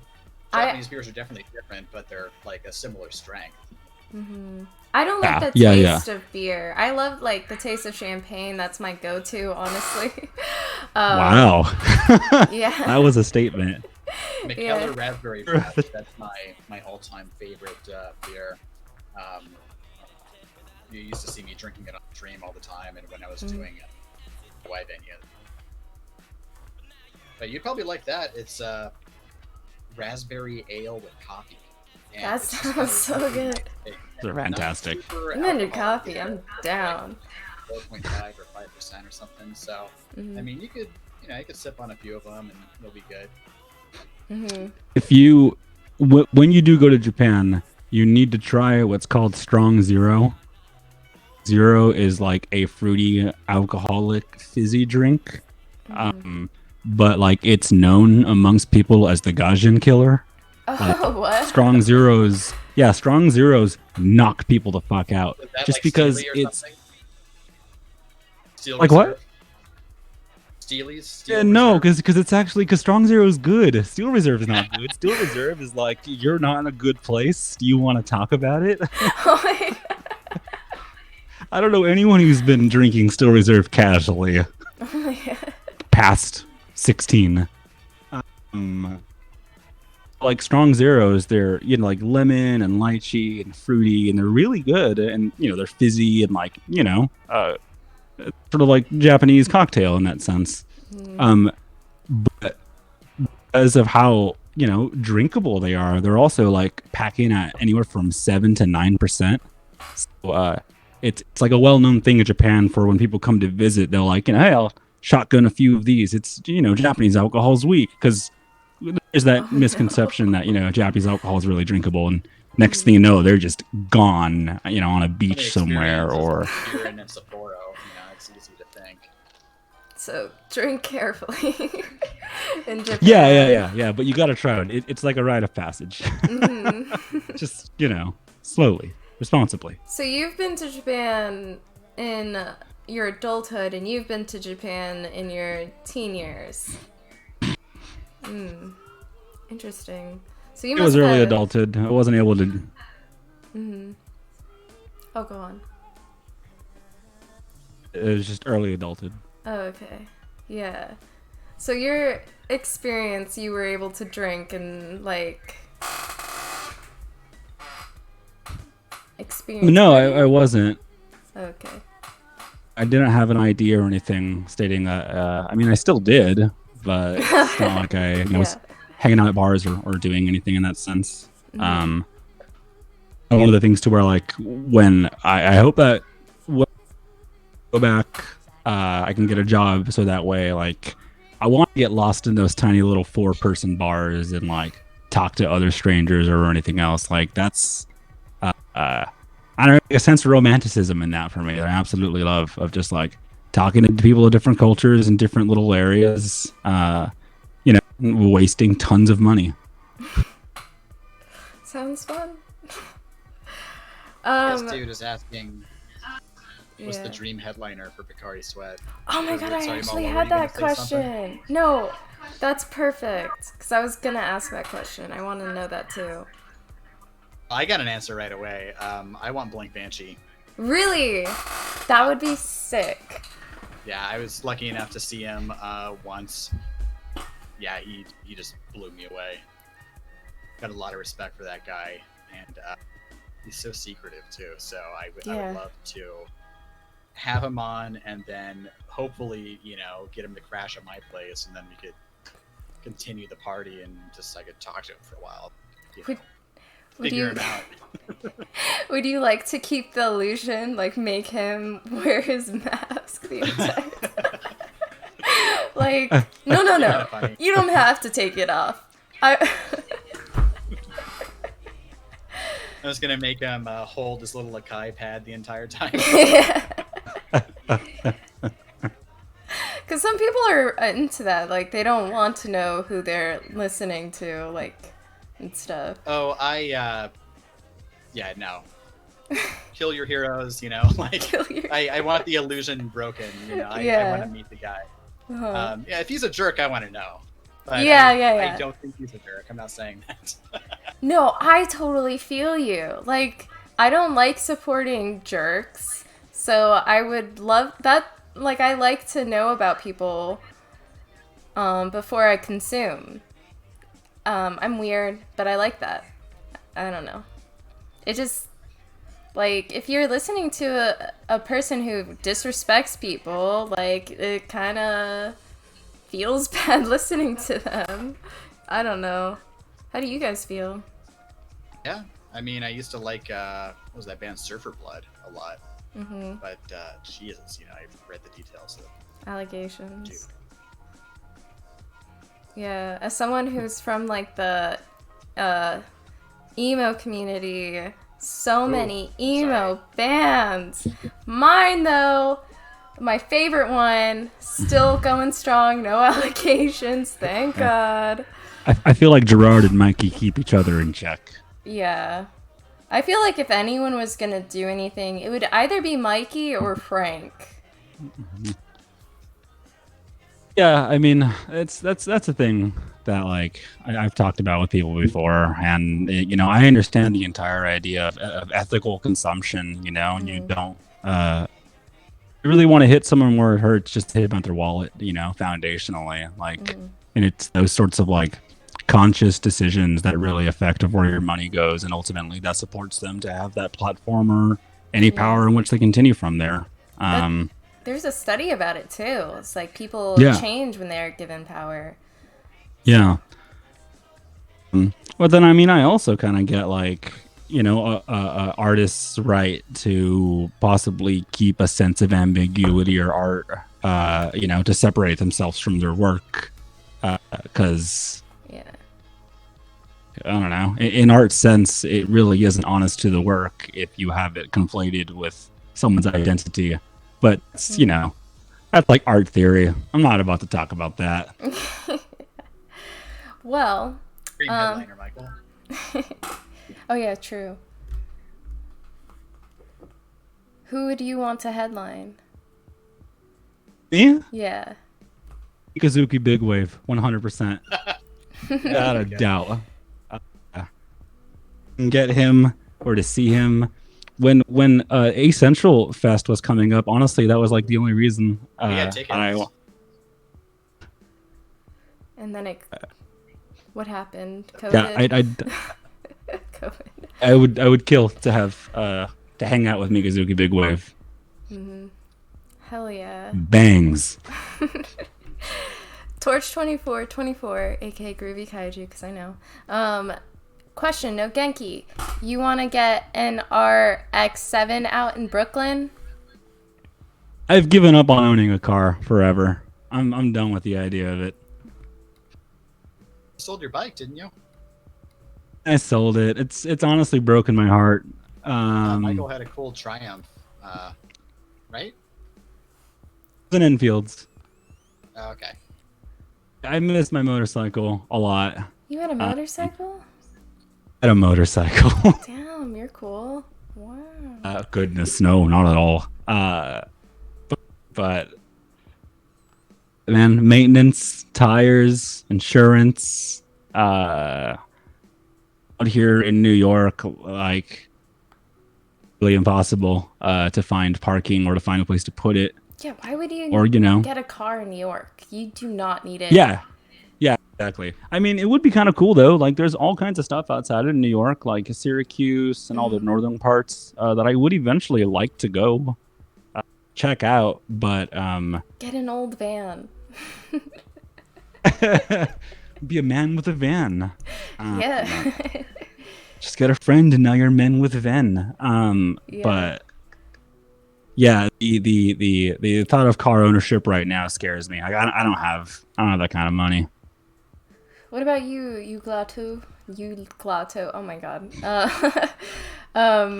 What kind of car do you have? Or Uglatto? Reese. I lost him. Oh no, he's in a really aesthetic pose right now. That's like, Reese. He was someone, forever handsome boy. Like, I was gonna say clip that, but now he's blue. I bet he's working. I on really it. wish that I had a 3D printer or access to that sort of thing, because like. So my new roommate just got a 3D printer. You know, the bust of Helios or like the bust of David or anything. Hell yeah. Like, I think that's totally an artwork style that needs to come back, including just like of, you know, other vaporwave artists or something. I don't know if people think that's weird or anything, but like, no, that's cool. I'd kill. My mom, she doesn't even know what I like, but she has a beheaded bust in our front yard, and I'm like, oh my god, that is so cool. Like, That's aesthetic as fuck. yeah, and it's just like lying headless, like it looks broken, but I think she bought it that way. I'm like, Nice. Oh, well, that's cool though. Like that decay adds to it, you know. Yeah. There was a little bit of time too where Reese and I were talking about like looking online at wedding surplus stores, because you know they have the Roman pillars, or like, how would we make our own? How much would it cost? Can we really carry around Roman pillars to every show just to add, you know, ambiance? Well, I'll accessories. help. I already submitted my resume earlier. I'll help. Reese is the hiring manager. I don't know why he employs me. I'm just around still. I'll do it for free. We have a new addition to the Pocari team, Reese. All right. I'll be the what are they called? The stage men. What are they called for concerts? Stagehand? Well, there was like a show about it too. I don't know. Whatever. It's Roadie? Roadie. Yeah. I'll be the roadie. Hey. Well, like I said, I always need help setting up and breaking down the TVs. Oh, Reese, we can't hear you still. Oh, I can hear him. Oh, you can hear? Oh, you can? Okay. I'm dipping out. I'll be back then. Okay. Oh, okay. When he comes back, I'm gonna... Okay, you're back. Hello. Yeah, sorry. I don't know what happened. I think it just froze or something. Yeah. And I couldn't hear him, but now I can. Awesome. Cool. Pacific Plaza asks, how do you guys find new music to play in your DJ sets? That's a good question. I have a subscription to like SoundCloud Go, and I'm just always Same. going through like new artists, mixes and stuff. Hearing something that I like, and checking their page and then seeing what they're reposting. That's cool. Yeah.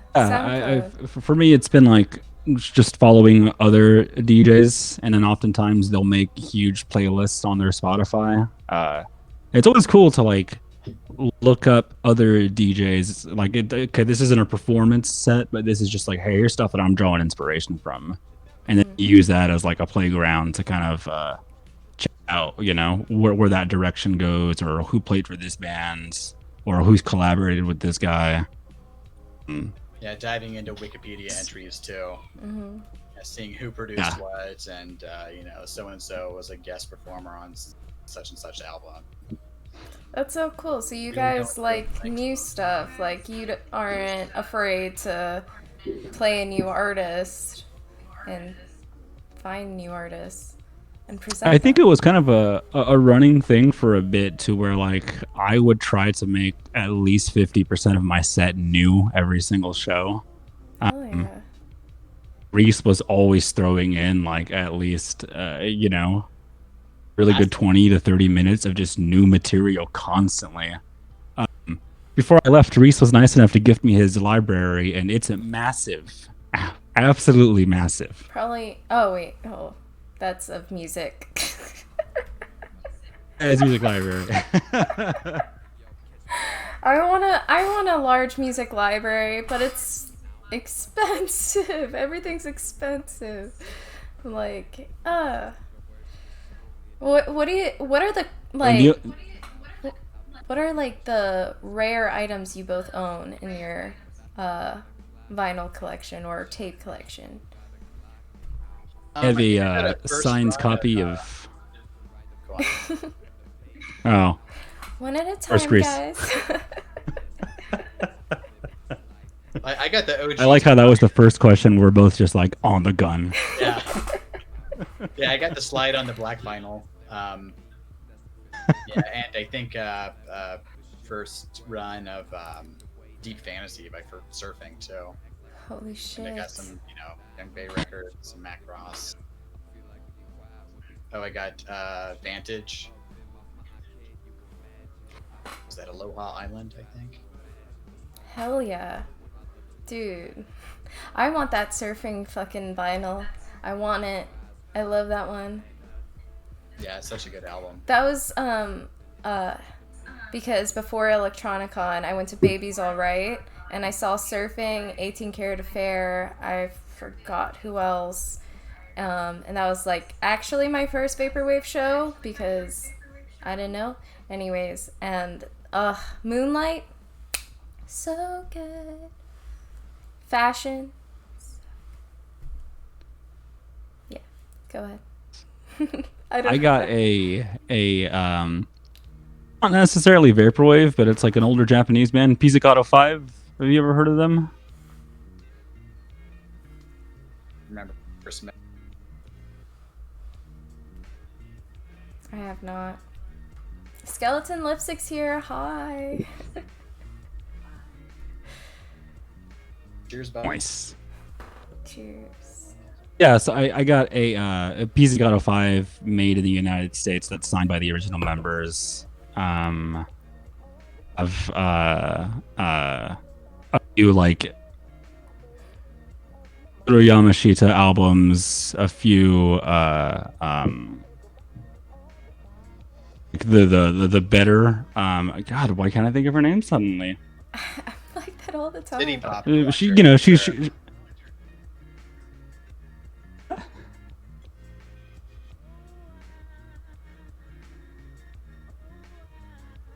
oh, so am I coming through? Yeah. Okay, I'm sorry. I didn't hear anything you guys just said for a moment. Oh, we didn't say anything. I just Oh, said, okay. you know, All right. you're Yeah. pop records. Oh, okay. Yeah, I'm sorry. I missed that part, man. It threw me off. Oh, I missed that part too. Just like a few Japanese jazz albums and things of that sense from like the 80s and early 70s that I've absolutely loved. Really bought many of the vaporwave uh, vinyl releases just because vinyls are heavy, and then moving them all the way across the country is just like an expense I never really planned for. Reese honestly still has all my vinyl right now. Well, I can just ship a media mail to you. Just give me your address. I gotta work that out somehow. Just let me know. They're just sitting on the mantle. Yeah. Yeah, you guys work that out.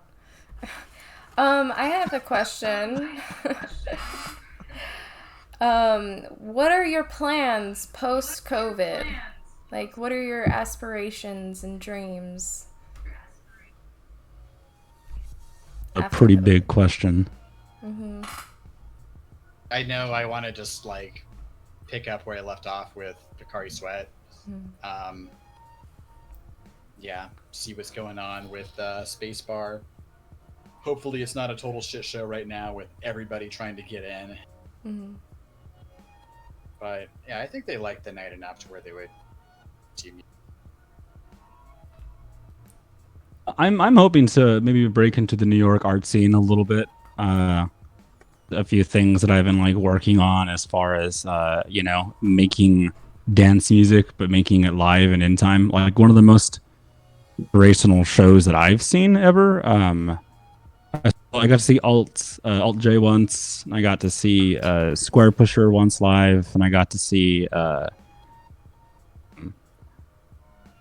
not exactly who it is. I can't think of the name right now, but they were able to essentially make all these really cool like dance songs, in real time with live instruments, and for me to see as opposed to just two decks in front of you was really inspiring.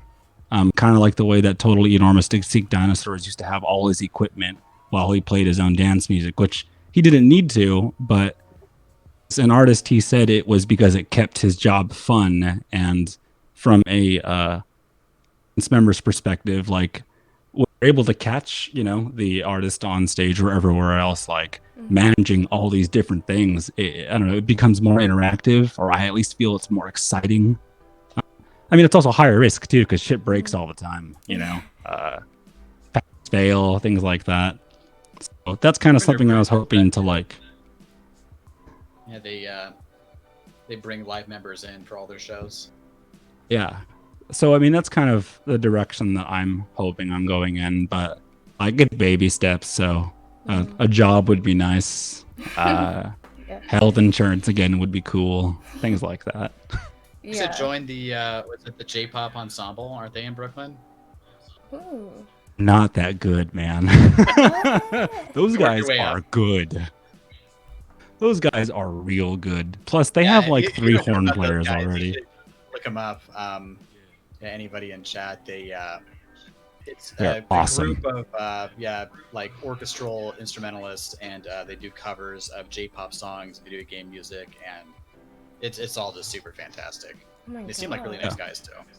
Hell yeah. If you guys get a chance, definitely go check out a YouTube guy, Adam Neely.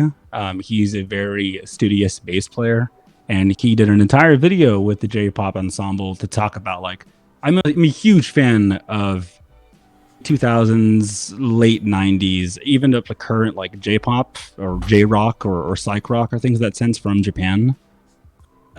And their point is that like a lot of Japanese pop music is it's pretty refined. Like they use a lot of polyrhythms, or they use a lot of different like syncopations that you just don't find inside of Western sensibilities. So it's really cool. Check it out. Adam Neely's J Ensemble.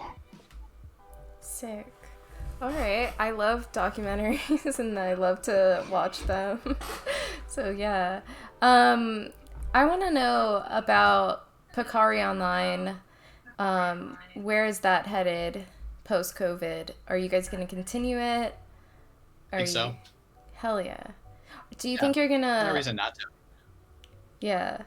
Are you gonna post your live shows also on Pocari Online? Like, I should. That's a good idea. yeah. Yeah. Yeah, I know Spacebar was doing that for a while when COVID first started, or after it kind of became safe, like the first time, but the bars were still closed.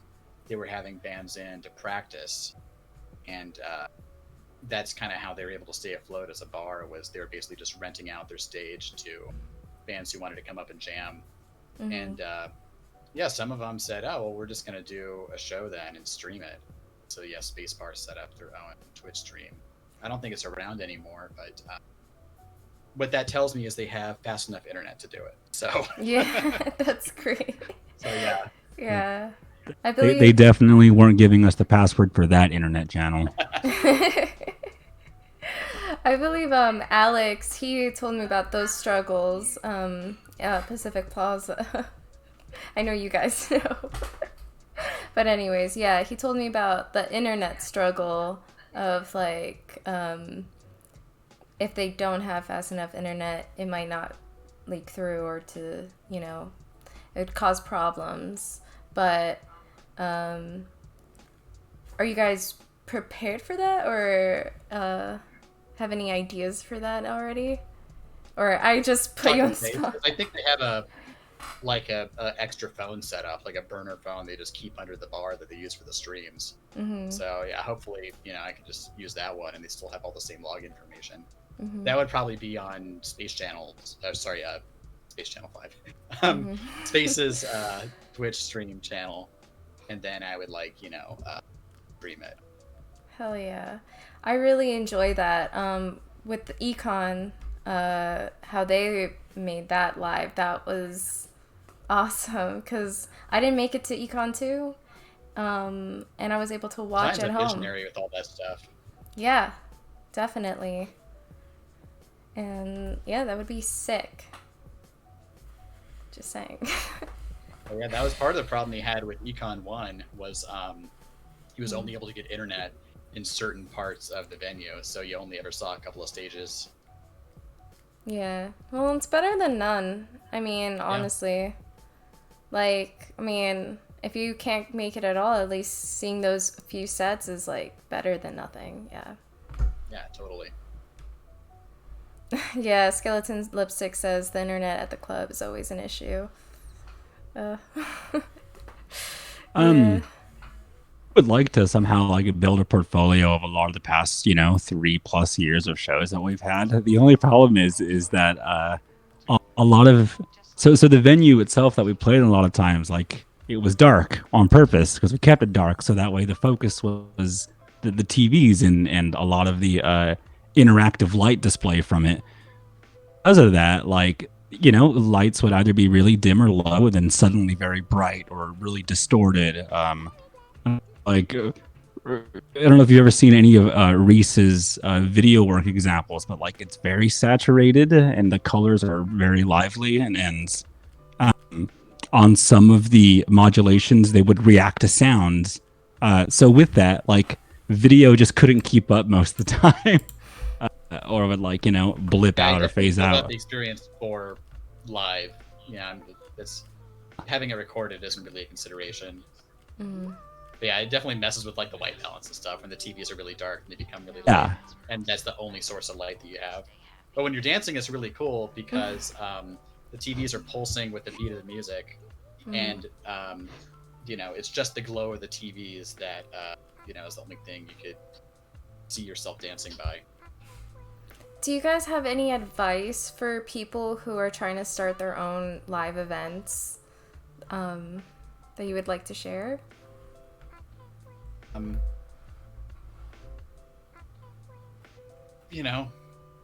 Do it.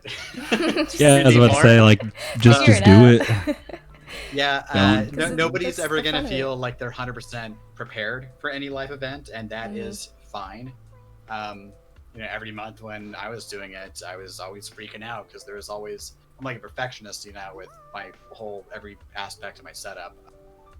But yeah, there'd always be something that I wouldn't quite, want or agree with.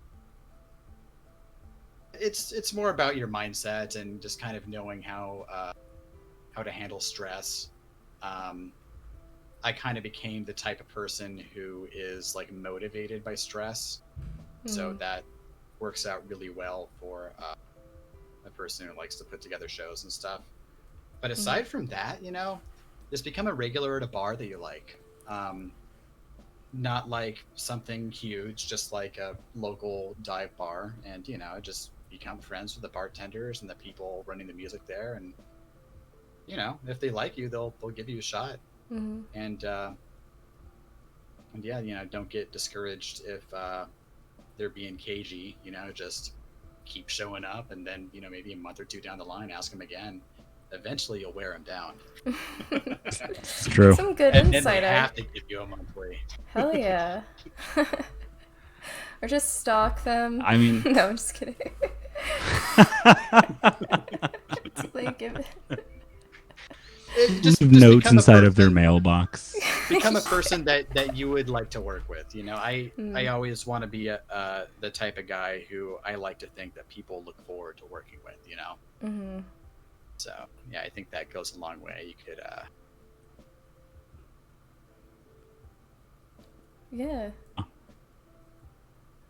I mean, I would have to totally agree. It's just like, I mean, not to sound completely reductionist, but like, just do it. You know, I constantly think like, it would be really cool if someone did this, or it would be really cool if this was a thing. And then I realize like, oh, why don't I just do it then? You know, since I have that expectation or anything of what it's supposed to be. I mean, money helps, or networking and resources help, but it's not a necessity, you know. No, and don't you expect can really to make do. much money either. Don't expect to make any money if for a you're while. getting into it for that reason, then I would say just don't get into it. Yeah. If you want to work in art or humanities or creativity, do not expect to have money as If a you top can make priority. money, great. More power to you. That is amazing. But yeah, it shouldn't be your number one focus. That's awesome advice, guys. I love that. I also have a question. It's more personal. Would you guys ever come to Miami? Because there's like no vaporwave scene. There are vaporwave artists that live in Florida, but no vaporwave scene. Down. I've never been to Florida. We can all go hang out with Dan Mason. He's down there too, right? He's in Melbourne. Yeah. In Australia. No. Wait, there's a Melbourne, Florida? Yeah, Moscow, right. Idaho. Very close to Orlando. Like 40 Hey, honestly, minutes. I don't know Florida. I will totally admit, I don't know Florida.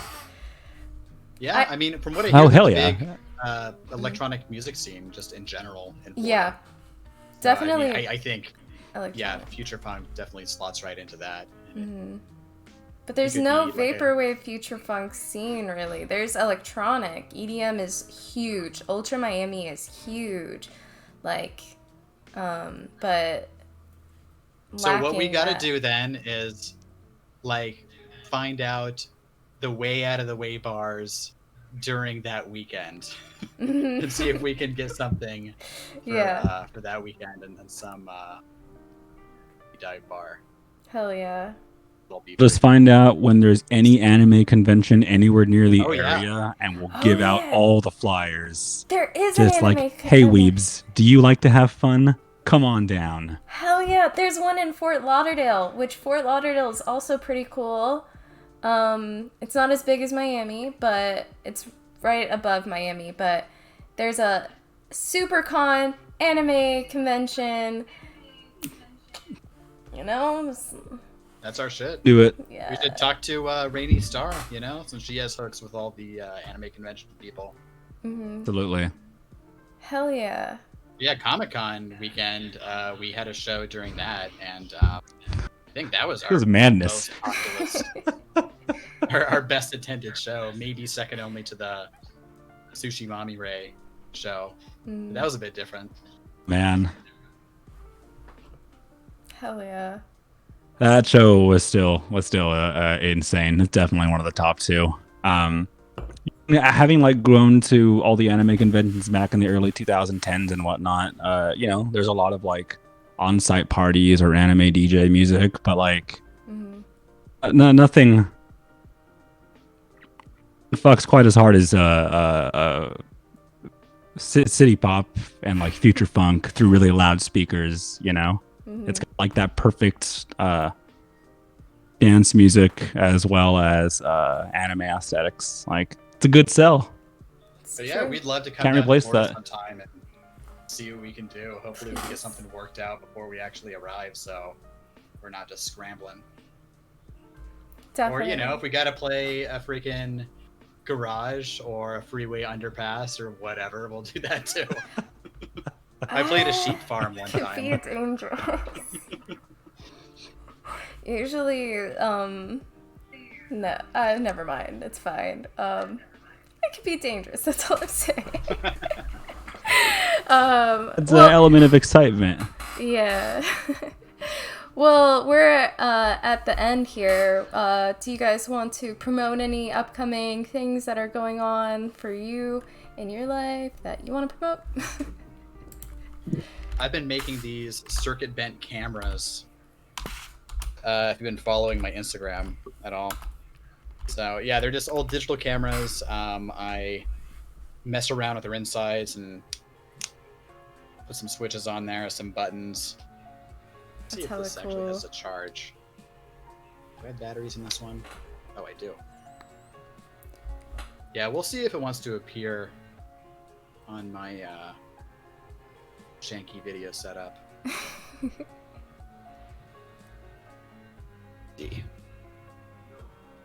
Oh, that's cool. Didn't you use that for like an after party? I don't think so.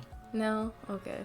Or maybe, I don't know. Maybe I did hook this up to my video setup at one point, because this does have AV out. But yeah, I've been having a lot of fun making these, and I'm still without work because my field depends on bars being open and brands being comfortable enough with sponsoring nights. So yeah, this has been helping me make rent if you want to help an artist in need and get something cool in return. Do you have a link for that? Support a starving artist. Huh? Do you have a link for that? Like, I just do it on my personal Instagram account, which is Uglatto. Yeah. His Instagram's and I just in post there. when I'm done making them, and then if anybody wants to get one, send it out to you. That's so cool. And how about you, Nogenki? As far as coming out recently, like definitely check out my Twitch. I'm starting to plan. I've been planning on doing a like weekly deep dive into certain city pop artists, kind of the way that old radio shows would do of like someone's work. As well as I've been getting into garment making and stuff, so I'm hoping to be able to like have a small amount of those to sell them. I've always wanted to into like textiles. I love textiles. Is that what you have in hand? Yeah, I got this. So I really love, haoris and yukatas and that like casual style. And versions of it, you really can't see it, but it's super comfy and things like crazy that. For me. Okay. Yeah. It's slowly coming back though. You want to show it one more time? I think if you hold it and then leave it's it, huge. Yeah. And then leave it? Okay. Yeah. Yeah, I think it's because of the pattern. It's got that effect. It'd be like halfway done because it still needs a liner and all that. That's so cool. I would buy that. I would buy both your guys' things. It completely has no shape right now because I don't have any liners or anything in it. But yeah, this is about do you do 3.5 weeks worth of work because it's all hand done. Do you do custom orders? Because I'm a bigger woman. I don't know.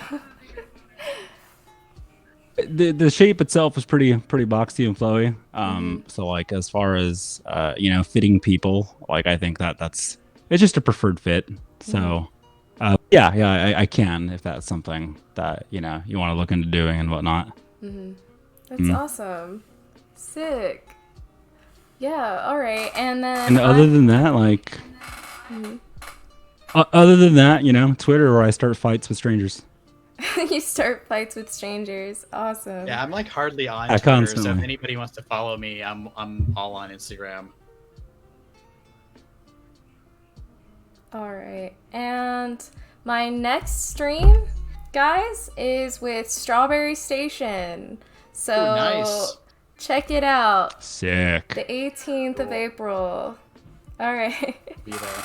Well, it's been such a pleasure. Thank you so much for being on here. You guys are epic. Like, seriously. Yeah. Thanks for having us on. And Thanks I'm for glad having that you're us. doing this, and I'm- I hope you keep doing it for a while. Until you run out of guests, which hopefully never happens. I don't think it will happen. I mean, this community is gigantic. A lot of talent. Yeah, A lot new of talent. future funk or vaporwave artist every week. Yeah. You got material for years. Exactly. Never ending.